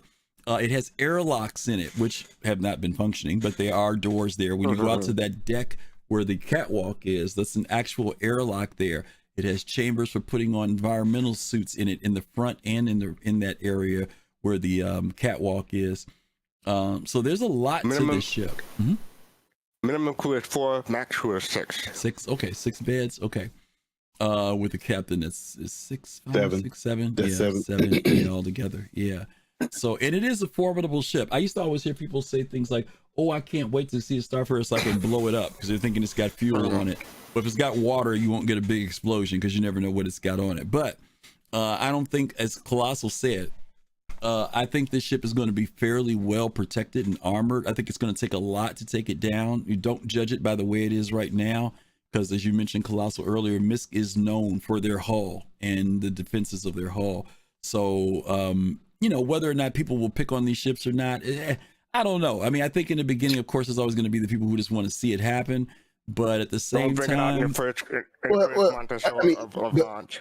you're role playing and stuff like that, it is stupid to take the ship That's down. What I was going to say. What the ship is out there to do. The ship is out there to go ahead and make money and haul goods and refuel and refine. If you see one of these ships out there, you're going to want to disable it, right, and take it. That's it. That's a better job, right? I mean, we're talking about logistical purposes, or we're talking about role playing, even with pirating and grieving. I think it would be a grievance if you went out there to just to blow up the ship. Yeah. You just wasted your time and you wasted your effort and possible funds coming in there. Yeah, it's ridiculous. And be careful. The size 5 on this ship, I've seen them pop ships with this thing with a good gunner. So, these ships will be. I think these ships are going to be frequently seen so much that it's not going to be like that target, that bullseye thing, because it's not like they're going to be that rare. I think that people will be using them, whether it's to transport stuff from one location to another, to a moon, whether it's doing a mission on some moon where you have to deliver some type of liquid items. Bring escorts. Yeah. Well, I'm just saying, I think it's going to be commonplace. You know what I mean? Space is still a big place. And I know people always talk about escorts and all this stuff, but I don't fly the traffic lanes when I got valuable stuff with me. So it's going to be real hard for you to find me most of the time. If you find me, good luck. That's kind of how I feel about it. But if I've got a mission on some moon out in some other system somewhere, I think a lot of it is where our brains are trained because of Eve. Because, in Eve, the gates are only a certain size. Right. Yeah. A wormhole ain't a gate. You know what I'm saying? The thing is huge. I mean, it's not the same thing. So we'll have to see. Don't get me wrong. I know it's going to be challenging. I'm not saying it's going to be a breeze, a walk in the park. I'm not saying that. But I also think that the more common ships are in the verse, the less there's this attitude of taking it as a target. You know what I mean? Because you just see them all the time. And is it going to be worth firing off all my stuff and wasting my time? Or like Kelosal said, is it more profitable to say, hey, let's hijack this thing and get it? Maybe that's the better Griffin, thing. Griffin, all I got to say is I hope that CIG doesn't introduce quantum disruptors, like warp disruptors. Yeah. They kind of already have the bubbles. With the Mantis. Yeah, the Mantis has it with the bubbles. Yeah, they got the dampener. Yeah. Okay. But in addition to that, Griff, don't forget you can in game, guys. Ever since they brought in the refueling station. If you've played that game feature, it is fantastic. The first time that we've seen an actual MFD HUD on the ship, other than sitting there flying and piloting, you can actually go and actually play with the HUD and move fuel from one container unit to the other one and refine ships. They do have the gameplay in game now where you can purchase different what you call that little pipe that goes out to refuel ships. Yeah, the fueling thing. And guess what? You got to know what you're doing. Yeah, you can jack up fueling a ship if you don't know what you're doing on the Starfarer. Both the receiver and the giver. Yes. I mean, I did role playing out there, by the way. Everybody should introduce themselves to Mr. Nimbus. He's a fantastic guy in the verse. But it's just the fact that you can go out there and damage your equipment. Yeah. See it getting damaged. You have to go out and you have to go out and buy another piece. You can't just go out and sit down and get it repaired. You got to go out and buy another piece. Those features in game, and I'm upset. The ship is a fantastic ship. And for those of you who've never done it before, Kelosal, what does it cost to fill this thing up? Do you remember what the numbers were? Oh my goodness! It's expensive. It's like 600,000, isn't it? With Quantanium? It was about 700,000 to fill up the ship with all the pods. At the time when it first came out, so it's gonna cost you more than almost $500,000, guys. So, and that's if you're doing Quantanium, right? Yeah. Most people mix it up. They'll do some hydrogen and some Quantanium, but my point is, you got to have an initial investment to fill this ship up to take it out. You got to have some cash already in hand to make money back. It takes money to make money, right? So that's what's gonna have to happen with this ship. Price gouge if you want to. I will blow up that ship. All right. Oh God, that's hilarious. Okay, let's move on here. We're just about getting there. We're gonna talk about the Hull series. As you guys know, there's a Hull A, B, C, D, and E. We just got the Hull E within this last year, and people were really excited about it. The Hull had been a sleeper series of ships for a long time. People knew about them, but they really didn't care about them. So let's read some descriptions on these, and we'll talk about them, and then we'll have a little back and forth. The Hull A, the smallest, most affordable hull. The Hull A is great for those just striking out in the galaxy on their own. The Hull A is most similar to the Aurora and Mustang, but lacks the jack-of-all-trades nature. Where the others trade cargo capacity for firepower and speed, the Hull A is 100% on-mission transport. Additionally, the Hull A and B are often used as station-to-orbit ferries. Okay, station-to-orbit ferries. Pale Wolf plays. Thank you so much for that follow and welcome. Thank you. All right, Hull B. The Hull B is a more rugged option, most often compared to MISC's own Freelancer. But where the Freelancer is equipped for long-range exploration and other roles, the Hull B is a pure cargo transport. The Hull B is often used as corporate support ships and is not uncommon to spot several in different liveries during a single flight. Cleaner AFK, thank you also for that follow. Appreciate that. All right, Hull C. Often called the most common ship in the galaxy, the Hull C is the most produced of the range and is considered by many to be the most versatile. Intended to hit the sweet spot between the smaller single-person transports and the massive super freighters that make up the rest of the range, the Hull C offers the expansive modularity of the larger ships while still retaining a modicum of the maneuverability allowed the low end of the range. Hull D. This kicks off the larger end of the spectrum with a massive ship built around a rugged frame. The Hull D is affordable enough to be operated by mid-sized organizations and companies. The Hull D are often used as flagships for mercantile operations, but their bulk means that they should be operated with escort fighters while not in safe space. The UEE military uses modified Hull D as part of their supply chain, arming and refueling the soldiers on the front line. And last but not least, the Hull E. Move my little thingy down here so I can read this. There we go. The largest specialized freighter available on the market today, the Hull E is generally owned by major corporations and operated with a high degree of planning. The lack of maneuverability inherent in such a large ship means that anyone planning to operate them should be careful about equipping turrets and providing escort.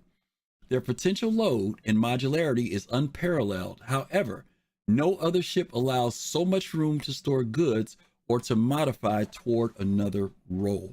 Okay. So these are the Hull series ships. Let's go back to start with the Hull A here. Fastcart. Any thoughts about the Hull A? It was one of my first LTI tokens. No, I think it's a great ship. I think compared to the Hull B, it was $30 more, but now it's $50 more. But I think the Hull B is a better buy and better use. But the Hull A is probably faster and more maneuverable. So it depends on what you're hauling and what you're trying to how fast you want to haul it. Yeah, these ships. By the way, these ships did increase in price. The Hull A, if I'm remembering correctly, was $60, and the Hull B was $90, and then they jumped up in price. Yeah, they jumped up a lot. Like now the Hull A is 90 and the Hull B is 140. So yeah. Okay. But yeah, so you gotta get on these things early, or you can just get them in game. Because all of this stuff will be, no USD, no real money. You can just get everything in game if you choose to. You just won't have LTI or whatever other poster or whatever thing that they come with. But yeah, I do have a Hull B, but I don't have the Hull A anymore. I use it as an LTI token. Okay. Kelosal, let me ask you a question, because I know you've been following the whole MISC line, both the design and how it got started, and you've been through all the variants and seen what it looked like. I remember before I said I wasn't that impressed with the freaking hull design. When I saw this thing, I felt CIG hit it on the mark as far as design. They streamlined it. the accents, the black, the silver, the chrome, everything seemed to be in the right place. And I hate to say it because I don't like to necessarily like think about ships from a coolness standpoint. But dude, when the arms on this ship opened up and the sound effects came on, I was like, yeah, they hit this on the mark. What did you think about how they turned the whole A as far as its evolution into this new streamlined look for the whole series?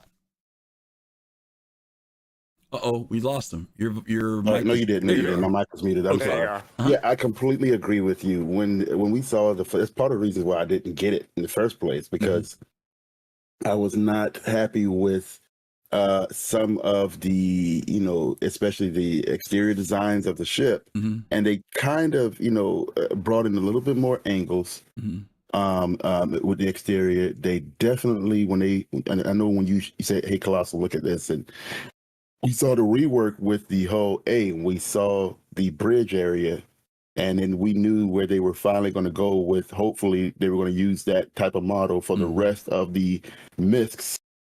And we saw that with the Odyssey. Then we saw it with the Expanse. So you see a lot of these new features now. It's like MISC 2.0 that we see now. Wow, the rework as far as the VFX with the cargo area. We finally get to see that, and it's working in game. I mean, kudos to CIG, because that was one of the biggest problems, and for the reason for the whole series not to be out for a long time was because they had to fix that type of mechanic and get that in, along with other things like server meshing and things like that, and so forth and so forth. Yeah. So, I mean, the MISC to me is the barrier breaker of all ships. It's probably the most complicated. Of the ships that are out there right now. The ships that are out there are currently not out there because it's so complicated in terms of design and what it's supposed to do. So that's part of the reason why I love the MISC ships. She just has a lot of features in it. I love what they did, especially the interior. You go in there, you got your bed. In there, you have other functionalities. You have bathroom. It's nice. Bathrooms internal, and this is what MISC does that other ships don't do. But MISC has internal components. Okay, so you can fix those internally and things like that. So I thought you were going to talk about an internal bathroom because those Drake ships, the toilets sitting out in the open area. You know what I mean? So I'm not even going to get up and Drake fans the satisfaction of the internal bathroom. You did touch on something, Kelosal, I think that people might miss about this ship, because people kept asking, what's taking so long for the whole series, the whole C, blah, blah, blah. We saw it years ago. But this cargo grid thing is no small task when it comes to design.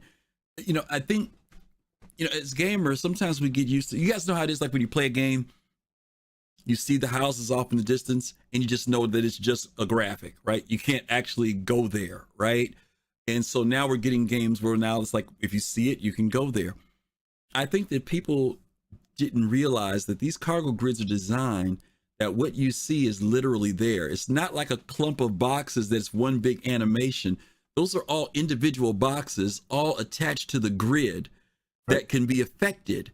So if, for some example, and I'm assuming this because it would make sense, if I'm wrong, CIG, please forgive me, but I know that the cargo grid was one of the things they were dealing with. And you guys remember back in the day when we had to deal with the cargo grids and ships. Remember, the stuff would fly around and bump around and all this other stuff, right? Yeah, it would go crazy. These things are animated, and each of those boxes has a grid. And the reason why we know that is because later on, when we have ships like Kelosal said, whether it's by hand tractor beam or using the mule, or whether it's using the Argo ships, you're going to be able to attach those boxes individually, pull them off individually. And I would assume that if there's a power failure or a grid failure, you could lose your cargo. You can also detach your cargo if necessary, if you're under attack. That's no small thing to create for these ships, let alone, I forget how many. I think there's 32 of these, if I'm not mistaken, on the hull A. When you start getting into the hull C, the hull D and hull E, where there are hundreds of those boxes attached, that's not going to be a small thing. So, technologically, it's a pretty big feat to be able to create this. And it's so easy for us to look at it and not think there's very much there. But I'm guarantee you, for those grids to be operating the way they are, and I love the way the animation is on this thing, Kelosal, when the wings fold in and stuff, oh my God, it is so cool. It is so cool on this ship. So I was attracted to that right from the start, from the concept. I was like, oh, that's how it's gonna work. That's so cool. I mean, that's really one instance where really cool is actually really cool. Also, for the hull A that we're talking about, this is one of the few hulls that can actually land fully loaded. Yep. So yeah, the hull B can too. Yep. This is no, not fully, but yeah. Yeah, loaded. Yeah. Joel Tron and Riot Drift, thank you all so much for the follow. Appreciate you guys joining us tonight. Thank you. All right, let's move on here. I know we just talked about the combination of the hull A and the hull B, and fastcart. I do think that this. Chris, yeah, go ahead. Can I give you one more thing? I guess just for some technical details. Sure. And this may be because I'm just reading this from the website, the Ship Matrix. Hull A, in terms of cargo capacity, 64. Okay, the hull B cargo capacity 384. The hull C cargo capacity 4,608. The hull D cargo capacity 20,736. And then of course the hull E, which I did not get though, y'all org folks, 98,304. So just to give you a little bit of a perspective in terms of how much cargo, and we see that at least 64 units of it on a hull A right now. And also, if you want to support the development of Star Citizen and Squadron 42, the hull A is 90, the hull B is 140 US dollar. The hull C is 350. It used to be 200 when it first came out. The hull D is 450. I want to say that's 300 or 350 when it first came out. And the hull E is now $750. That's a big increase in price. Yeah. Oh God, I got the whole C. What in here? Yeah, really. I got mine at the $200 mark too. Yeah. It's this is the companionship to the whole A. Fastcart, you mentioned it, that this ship also can go down the atmosphere. It's used as a ferry, moving these boxes back and forth from an orbital station or from orbit down to a planet's surface. I'm assuming that that bottom tier, because this one has 4 arms on it, I'm going to assume that bottom tier probably wouldn't be in use if you wanted to ferry something down so that you could land. But we've never seen really a good visual of what we've seen it on the ground with no cargo on it, but we haven't seen it on the ground with cargo. But again, I think these are good entry level. This ship is a little, I forget, what's the SCU on this one again, Colossal? On the B? The B? The B, got a as in decent boy, amount it on was, yep, 384. That's 384, right. 384. Yeah, that's a lot. You're talking about just about half of what a whole sea, half of what a what's the thing called? The Crusader ship. It's about Hercules. Hercules. It's like half of what a Hercules carries, right? Yeah, it's more than the max, right? Yes, the max is 2-something. Yeah, and it's more than the MSR. Yeah. I want to remember that all that stuff is the outside. It's not internal. So that's the difference. And that's what I was going to talk about too, because one of the things that people used to always say about these ships was that they were vulnerable, and I've always felt kind of contrary to that. Don't get me wrong. I think it's vulnerable because people say, "Oh, I can see what you have," per se. But I don't know how vulnerable these ships are. They are fairly well armored, as Colossal mentioned earlier. They have weapons on them. The question is, if somebody's going to steal stuff from you, what is it going to take to steal it? They had to board it and steal the ship. They had to steal the ship, right? Exactly, right? You know, I know that our good friend Grim, when he did his video of Drake, he had a Cutlass Black fly up to this whole sea, and it used its tractor beams and snatched one of the boxes off. And I know that was just him doing that for cinematic sake. Not saying that it can't happen. Maybe it can. I don't know. But I've just always felt like, you know how many people you'd have to bring to try to take that stuff off that ship? I mean, it wouldn't make sense.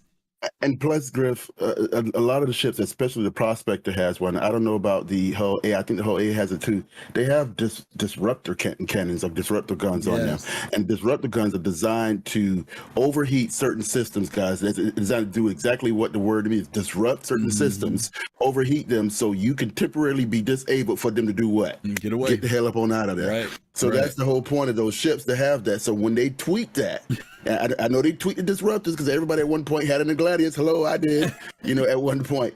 But but when they tweak it again, and when they tweak it, and when they put in the armor in there for the hulls, and for MISC, going up against MISC, you might want to think twice when you're going up against a ship that has a direct shot at you and shoot those disruptors at you so they can get out. You're going to be running around here looking like I'm sorry, it hurts me to say this, an Imperial Star Destroyer when it gets hit by those ion cannons when they hit you with it, and they're going to go ahead and bounce out and leave. Yeah. So be mindful of that. Watch out when you go against a whole ship fully armed with disruptors. Yeah. I want to go something that Riot Rev talks about, because this has come up in relation to these ships too. He says it'll be worth noting that the BMM will be very good for cargo hauling planet side with 2,880 SCU. And agree, it will be. The question becomes, what does it take to get a Banu merchantman in and out of atmosphere, and whether or not it's worth it? That becomes the question, because the BMM, don't get me wrong, everybody can use the ships for what they want to, but I'm going to go by what CIG designates these ships for. And GoMob was really good about pointing this out. He says a big difference between trading and doing freight. There's a big difference. When we talk about these hull ships, we're doing freight. This is the freight train. It is not, don't get me wrong, if you want to sell off of this sucker, have at it, Hoss, no problem. But it's designed for freight. This is where you're taking commission jobs. Maybe there's a job that you take at the what's it called? I was gonna say the ink well, the job well. And maybe there's something that says we need 78,000 SCU going to a base or going to a homestead where there is a famine going on. I'm not selling this stuff. I'm going there, loading this stuff up at the cargo deck. Somebody's getting their Argos and the NPCs, whoever's loading up my hull C, and I'm taking it there, delivering it at an orbital station, if it's a hull C, D, or E, delivering it there, and I'm getting paid. That's the deal.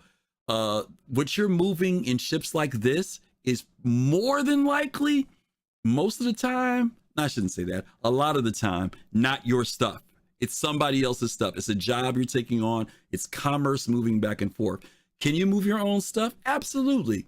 If you've been mining and you've been putting stuff in the cargo decks and building it up because you're keeping an eye on that in Nyx, Conundrum is going to sell for 10 times of what it's selling in Stanton, and you want to load up a bunch of these cargo containers and put them on your hull B or your hull C and move that stuff because it's yours, because you're taking it there, that's fine. But again, the whole C, D, and E are designed to move in space. They don't go down to planetary surfaces, but they carry a tremendous amount of material. And as we mentioned in the description, the hull C is the most seen ship for commerce. You're going to see this ship run by NPCs and by players because that's what it does. There are going to be plenty of missions for people who want to do cargo freight to make their profit and make their money, where the hull A and B will be the ones that you'll see ferrying from an orbital station down to a planetary surface most of the time. FC? Yeah, I just want to say you just mentioned the whole ship. The whole sea is supposed to be the most common ship. Can you just imagine the silver strain if those ships are all physicalized somehow? I know it's mostly going to be Quanta doing back and forth on that stuff. Yeah. But I want to see a sky filled with whole sea. I want to see that. Well, I don't know if you're going to see a sky full of them, but to your point, the physicalization of all these items, just having that many items on a ship, that are, we always talk about a box within a box within a box within a box, right? Yeah, I mean, right. How many boxes are on this freaking thing? Kelossal's talking about 96,000 SCU. And if you remember, CIG talked about how there won't be individual items inside of a box. Like if a box is 100, it won't be 100 items, but it will represent 100 items. But at some point, it will be able to, if you need something out of a box, it's there. I don't know how they're going to do it. That's the magic that they figure out and they do. And also, as you mentioned, so that performance in the game remains pretty constant. It's mind-blowing to me personally, but that's right. All right, let's go to this next one here. Let's talk about these. We don't have any representations of these because CIG has not gone there yet, but the hull D, what's the numbers on this one again, Colossal, for the hull D as far as SCU? So the hull D as far as SCU is 20,736. So we're talking about the equivalent of 20,000. That's like 40. There is no equivalent. That's like 40 M2s. Yeah, 40 M2s. Okay. 40 M2s worth of cargo that you'd be lugging around. Yeah, that's a lot of information. And they mentioned in the description about this being for a medium-sized org. Yeah, okay. Yeah. I think some people are excited about this ship because some people, I mean, it's a company ship. But a lot of people also believe that, you know, it talks about it being in service for the UEE military. Yeah. I don't know. I'm not trying to theory craft, but I'm not going to hold my hopes up high that this ship becomes available as far as a military variant for this ship. Well, look at because that gun in the back. Only the UEE military does that. I don't know if they're going to develop a variant for us to have in this game with that. Kelosal, look at the gun in the back of that thing. That's no small gun. I don't know what the heck that is, but that ain't no size 5. You know, you're looking at three side. You're looking at what do they call it here? A TBD, to be determined. Weapon to be determined. Unbelievable. They don't know. They don't even know. Okay. Okay. Yeah, they don't list no size or nothing. They just say 3. Yeah, all I know is that that's a big gun because I know how big those hull ships are, and the scale of that gun is big. I don't know what the heck that is. Okay, we'll see. We'll see what happens.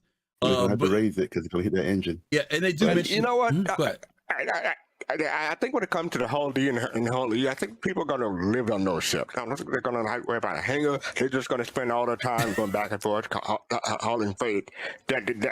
What? No, you're right. No, you might be right. No, I'm saying you might be right because it's big enough to do it. Absolutely, no question about it. People are just gonna live in that ship. Well, that's what I would think. I mean, but I would think the interior would be quite nice. busy or quite. I mean, it looks nice. MISC ships looks nice interior wise, but I believe there's some pictures as far as internally. Yeah, they showed some visuals of it. It looks good. It's angly, you know. Because the whole is anything to go by. Yeah. Yeah, no, I mean not that part of the section. I'm talking about the middle part of the section when you walk through the tunnel. Okay, right, when you get to the tunnel. So I would think that's a little bit more industrious, like kind of dangerous, like in those areas, I believe. But you know, we'll see. I believe there are some pictures dealing with or video dealing with the whole sea. So check that out because there's some. It's huge. A whole sea is a huge ship. It is a gigantic ship. And last but not least, we won't even talk about this thing. When you got a freaking billboard on the side of you, you know this. It's big. One of the things that was interesting about this ship, now Kelosal, you and I have talked about this in the past before that a lot of people don't know, is that these ships are considered to be. They're not considered. They're modular. That you can mount weapons turrets on these things and a whole lot of other stuff to them. They're and they even mentioned that in the description. These ships are sure they can carry a lot of material, but they also can be very well defended. And I'm really curious as to what happens with the crew complement on when you get to the D&E. What are the numbers for crew complement? Do you guys have that nearby? For the for the whole D, 3.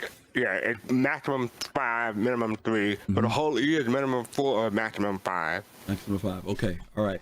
So it'll be interesting to see. With all the turrets being manned, I don't know what all the stations are on this thing.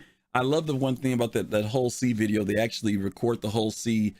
It's like a little trailer they did, whereas if somebody's trying to board the ship and all the people get their guns and they line up in the hallways and get prepared for somebody boarding them.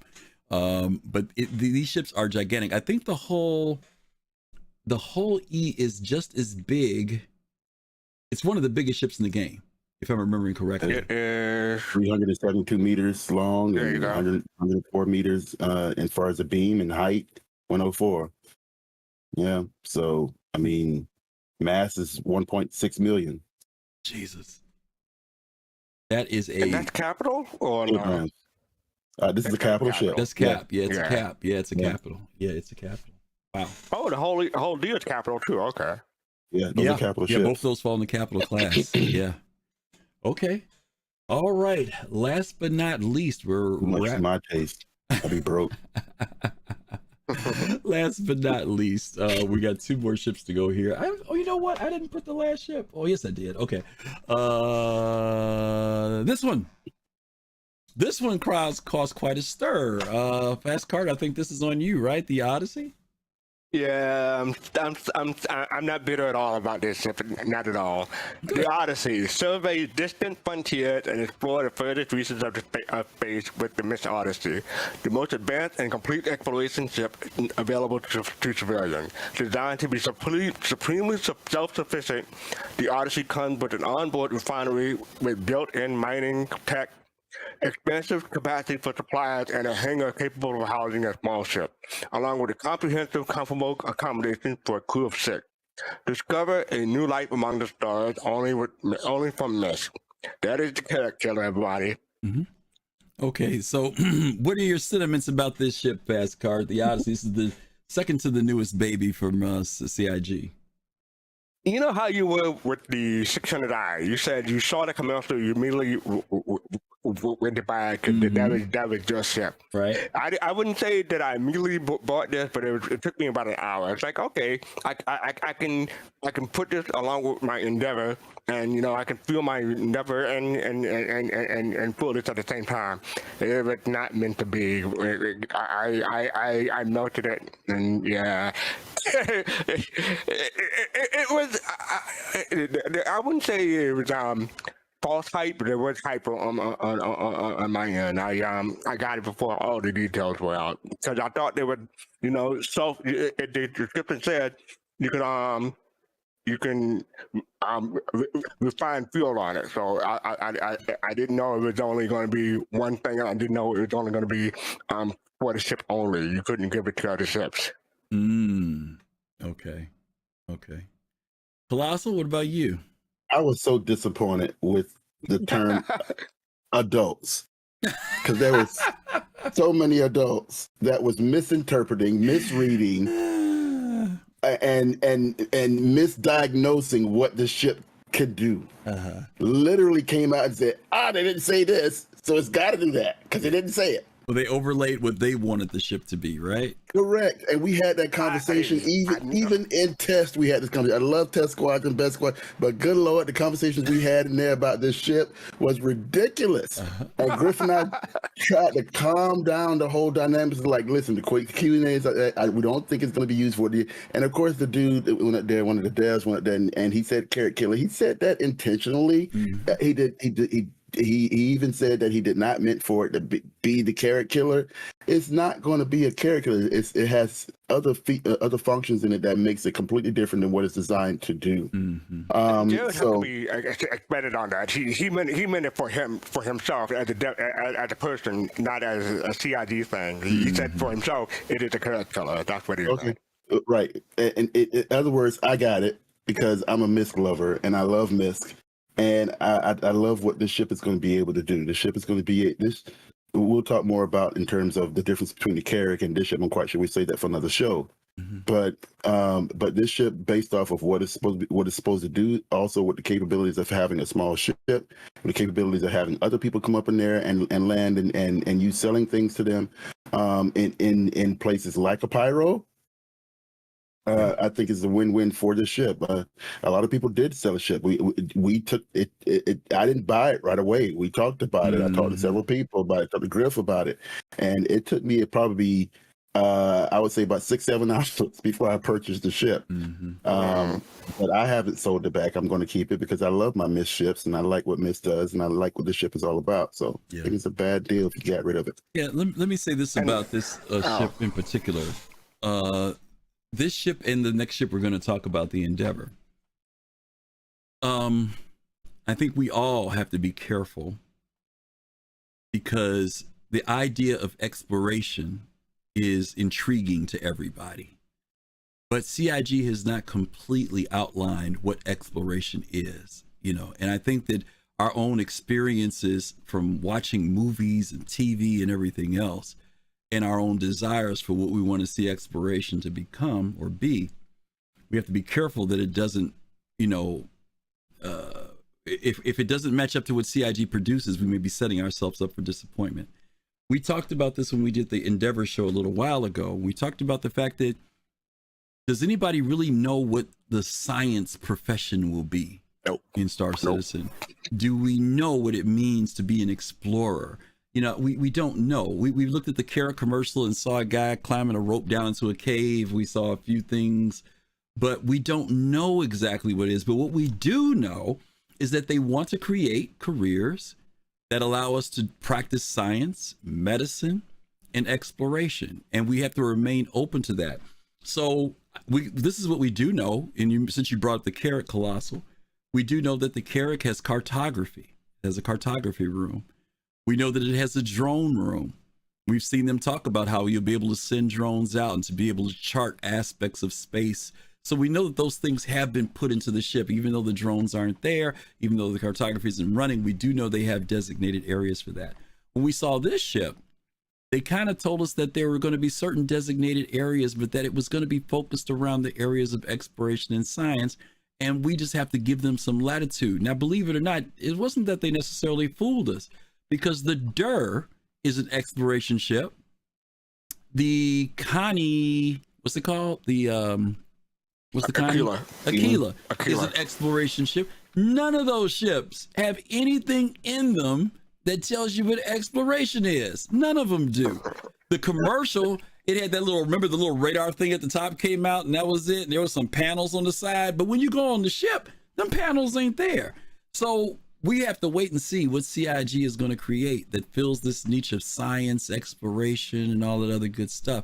It's coming, but be careful not to read too much of what we think it will be into these ships. I'm not saying that it's going to be a disappointment. CIG has delivered in many areas beyond our expectations in some things. So I'm just excited about what they could be.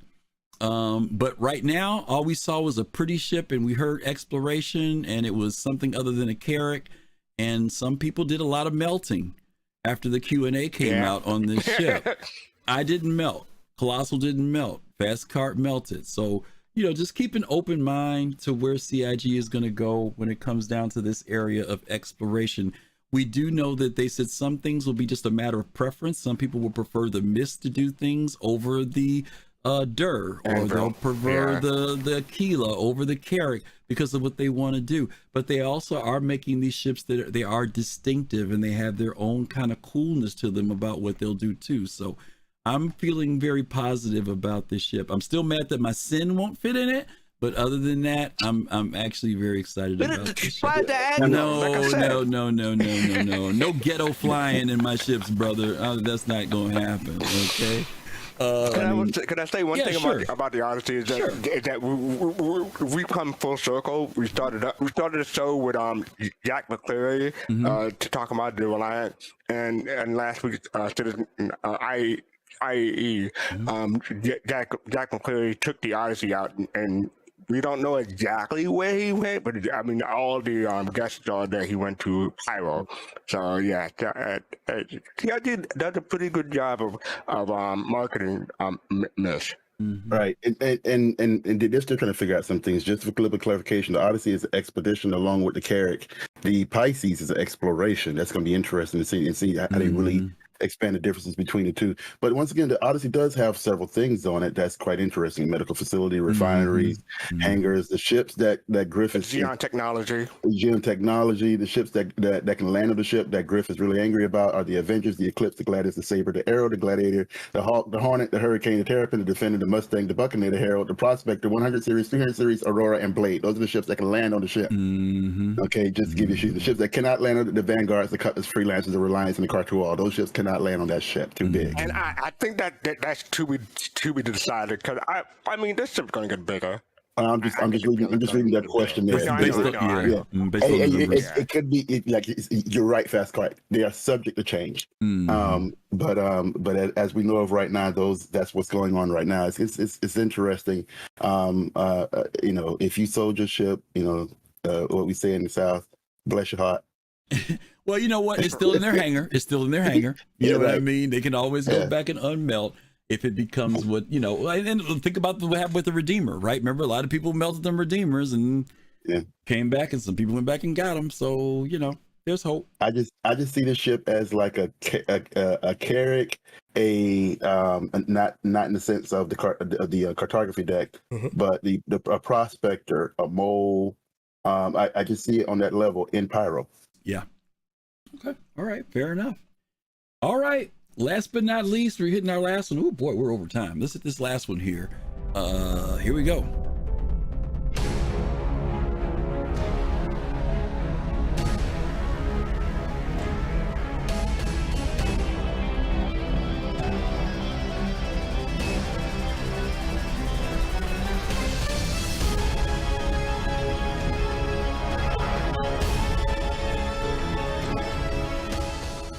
All right. Special thanks to our friends over at Starjump Station. Always exciting to see their animations. The Endeavor base. Who's got this one? Kelosal, you got this, right? That would be I, because this is, to me, the dark horse of all ships. I've said this for a long time. This is the first capital ship that I purchased. The Endeavor. Musashi Industrial and Starflight Concern is proud to present the Endeavor-class research vessel, a fully modular space platform. Can I say that again? A fully modular space platform designed to be adapted for a variety of scientific and medical tasks. Initially developed as a floating laboratory, the MISC Endeavor can be outfitted for everything from spatial telescope to use as a mobile hospital. Mm-hmm. So, Griff, pop up the questions, buddy, because this is okay. Well, what we're seeing right now is the Endeavor base. Many of you all know that this is just what, when you buy the Endeavor, this is what you get, right? There's no modules, anything like that. The Explorer cab that you see there separates. That way you can leave part of it in space. The other part goes down to a planetary surface and lands, or you can go fly wherever you need to fly. Very, very, what's the word I want to say? The modular ship. There's a lot you can do with this ship. It can be customized into many different ways. On this particular one, they have the workshop in the middle, and then the back is the drive, the engine area. Okay. There's also some other configurations that they have that I want to show you guys real quick, and then we'll come back and talk about them. This is the Discovery class. This one is the one that is for science and research. They mentioned research in the description. Kelosal did. Again, what is research in Star Citizen? We have no idea. They have hinted to some things that we'll be able to do, that the ship will be able to do from the area of manufacturing certain things or tweaking certain things. Whether that research is, but all we know is that there's a science lab, there's a research area. Again, what does that mean? What will be there? What can we do? Again, we don't know completely all the details, but we know that CIG is going in that direction. This is the Hope class. This is the same thing you saw in the trailer that we opened up with. This is the medical one. There's a hangar underneath that accommodates ships to be able to fly into it, Cuddy Reds or whatever needs to come in there. That center rounded section is the hospital area. That, just to give you an idea of how large that is, it's either 4 or 5 decks high, if I'm not mistaken, Thor. It's big. This is a very, very large ship, but the Hope class is designed specifically in this configuration to be able to obviously to provide medical services. And then last but not least, we have the Olympic class. This is one that's familiar to folks. Those of you who want to what I want to say, be horticulture entrepreneurs, pharmaceutical distributors. This might be grow botanicals. Grow botanicals. Okay. But this is the Hope class. One of the things here that you're seeing with these configurations, these are the ones that you can buy. The CIG will put out. I don't know if they do this now anymore, but they used to. They used to make it where you could buy the Endeavor in the certain class and it would come with the modules that you needed. But now there's also a master set, and the master set includes everything, including a telescope and also a collider that you can get as well. You can buy the pieces individually. They range in price, all of them under $100 per module, you know, from 45 to 75. I think they're from 45 to 75 per module. They're under 100. They don't cost. The modules. No, one of them is 125. I have to look up which one. One of the modules? Really? The super collider is 125. I want to say. Oh boy. Okay. Yeah, all right. Yeah. All right. So we'll come back. Let me hit fast card on this first, then we'll come to Kelosal on this one. FC, what do you got to say about these the Endeavor class of ships?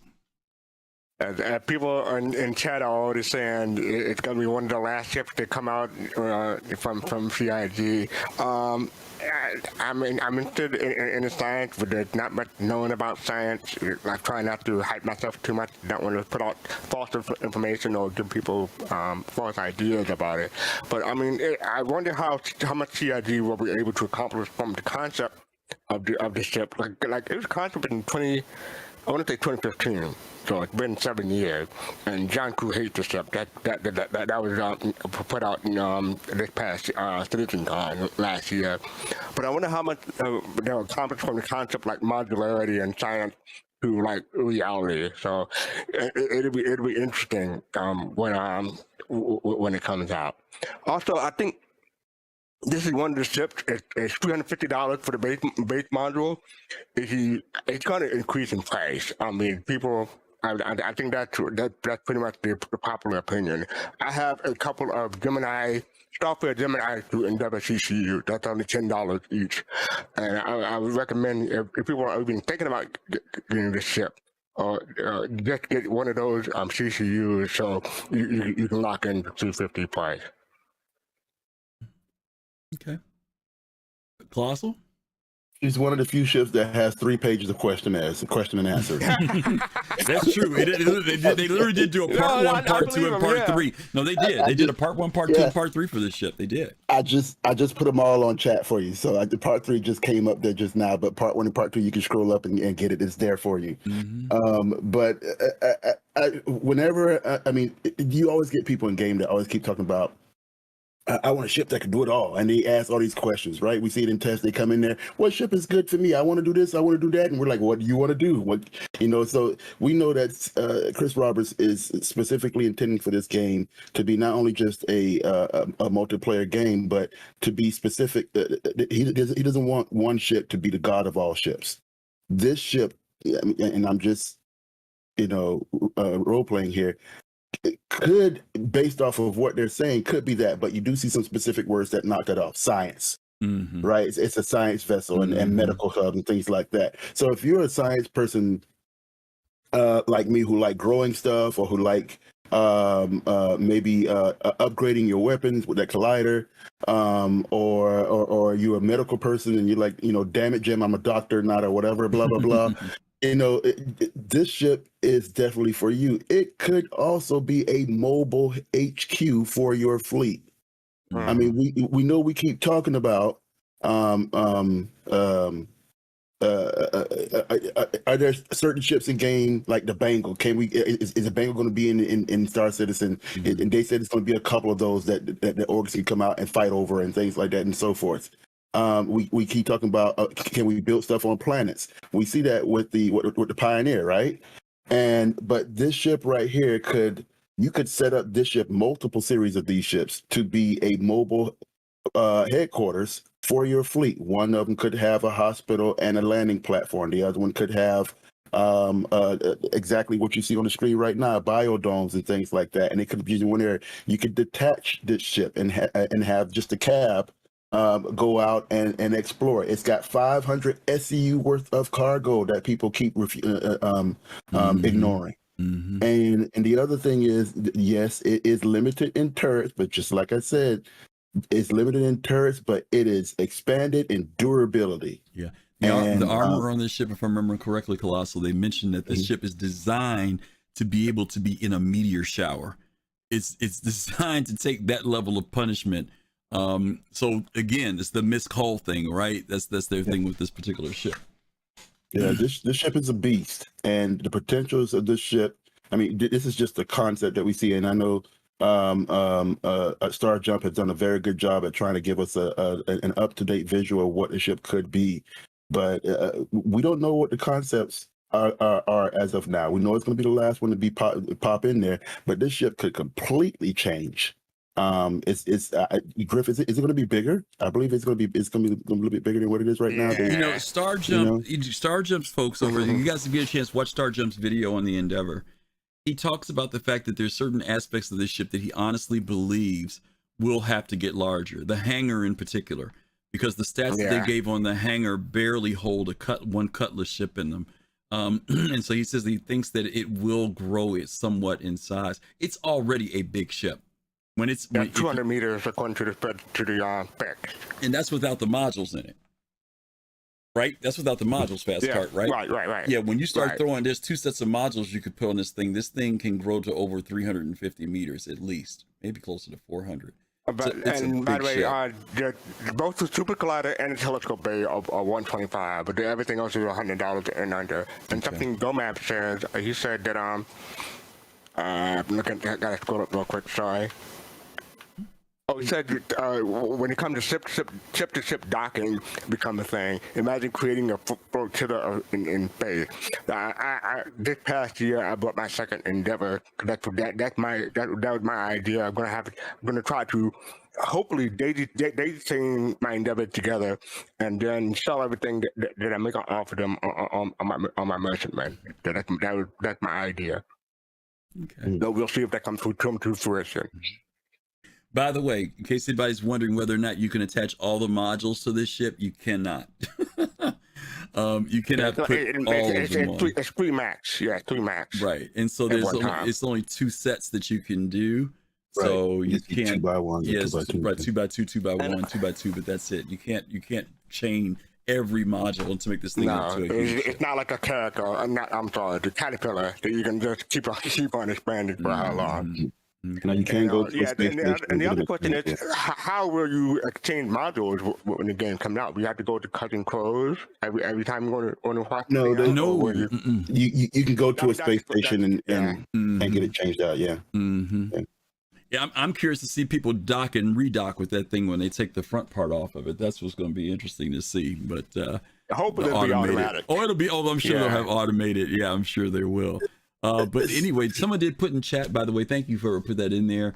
This ship, if you pledge this, it's $1,100 credit, $1,000 US if you decide that you want it. And that includes everything. I thought it was $1,000 credit. It went up to $1,100. I didn't know that. Okay, the masterclass. You thought it was what? You said $1,000 credit. No, I said $1,100 credit. $1,100 credit. Yeah. $1,000 cash US. $100. Yeah, I thought it went $1,000 max. I didn't know it went up to $1,100. Yeah, it went up. The other thing too is the Collider. It used to be that you could only get the Collider if you bought the master set. Now they have had times where you could buy it separate, but there was a time when the only time you could get it was if you bought the master set. So. Yeah. And like fastcart said, this ship will probably increase in price in time, like most of the ships. It's held at this price for a long time. Yeah, it's going to jack right up there. So it's going to, Yeah, it's held at this price for quite a while. Okay. All right, that's it. We are going to wrap it up. We have been all over Dick's barn today. There's my graphic there. Man, we covered a lot of stuff in relation to MISC and the ships. You guys also shared a lot of great information in chat that assisted us quite well. We thank you all for that. Let's see. What do we got to talk about? Anything coming up, fastcart? Oh, let's talk about merch, right? We always talk about merchandise. We have merchandise. If you guys are interested, check out our link. We have all types of cool stuff that you guys can purchase to support us. We always appreciate everything that you guys purchase and show off to your friends and family that you watch Soul Citizens. You can find that in our link. I think our link is probably in there somewhere. Someone will drop it in. Let's talk about what we have coming up for the next week. FC, why don't you fill them in about Thursday? Yeah, Thursday, 9 p.m. Eastern, 1 a.m. UTC Friday. We have Soul Talk, where we talk about what's going on that week with this citizen community. Normally we cover ISC, and sometimes we cover SGL. There won't be an I don't think there's an SGL this week, so we'll cover what's going on in the com links and sometimes Twitter, and see what folks think about what's going on. So yeah, join us on Thursday, 9 p.m. Eastern, 1 a.m. UTC. Colossal, can you tell them about Soul Voices? Yeah, Saturdays is our Soul Voices at 3 o'clock p.m., 2 o'clock Central. You need to go and join us there because it's what we have a pod Saturday, which is basically there are 3 shows. We spearheaded off with Soul Voices, and then right after us is, I believe, Paul Shelley's show, Astro Pub, and then right after him is Relay. So please come join us at Soul Voices at 3 p.m. to spearhead the Podsat Saturdays. There you go. And last but not least, next Saturday, we've been giving out bad information about our shows coming up. But next Saturday's show. Next Saturday, that's Sunday. Yeah, next Sunday, rather. I'm sorry, next Sunday. The next Sunday show is called Who Goes There? Who Goes There? We're going to be talking about creatures in Star Citizen, but we're going to be doing a lot of theory crafting. This isn't going to be, we'll talk a little bit about what CIG has shown us, but we're going to talk about what are the things you would like to see in Star Citizen? What type of alien things would you like to run into that go bump in the night? The cast is going to be presenting ships, creatures from movies and things that they've seen, and kind of sharing that and saying, "Ooh, I would love to see something like this." So we're going to have a lot of fun talking about predators and other aliens and things that we could run into. Predators in general. Yeah, now that picture on the screen is not a CIG picture, y'all, so don't think that that's in the game. It's not. We're not saying that.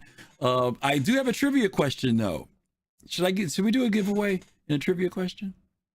Oh, we could. I just want people, while you're doing that, get more creative than face huggers. You want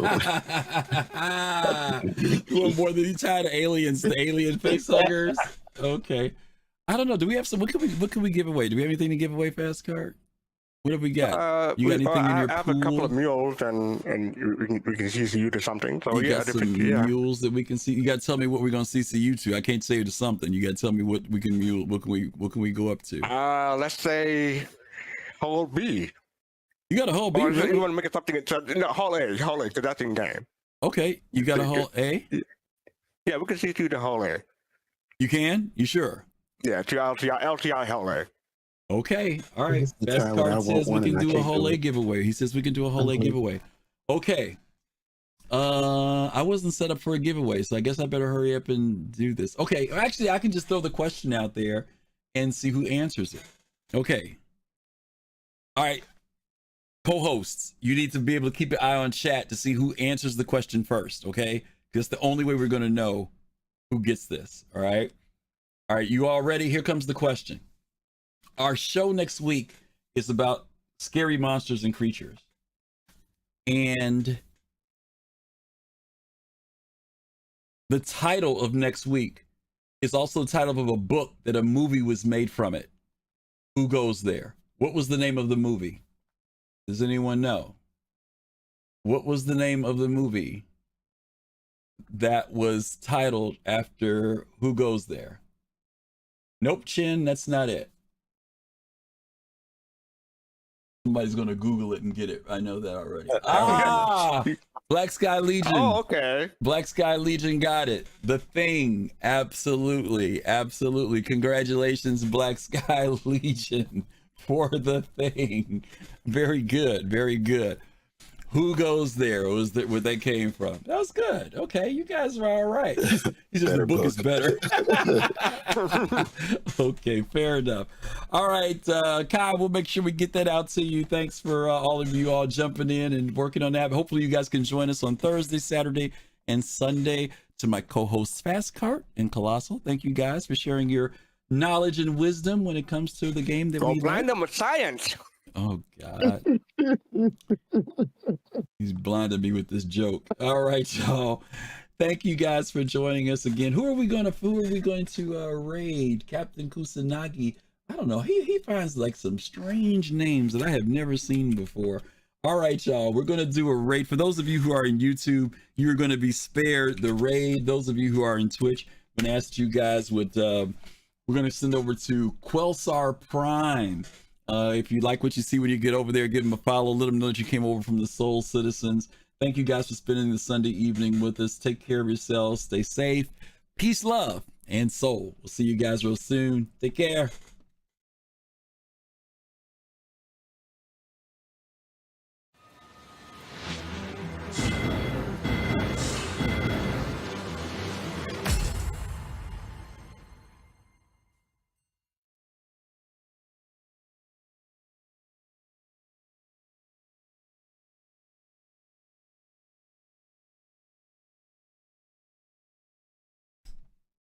Look at, really, he's flying.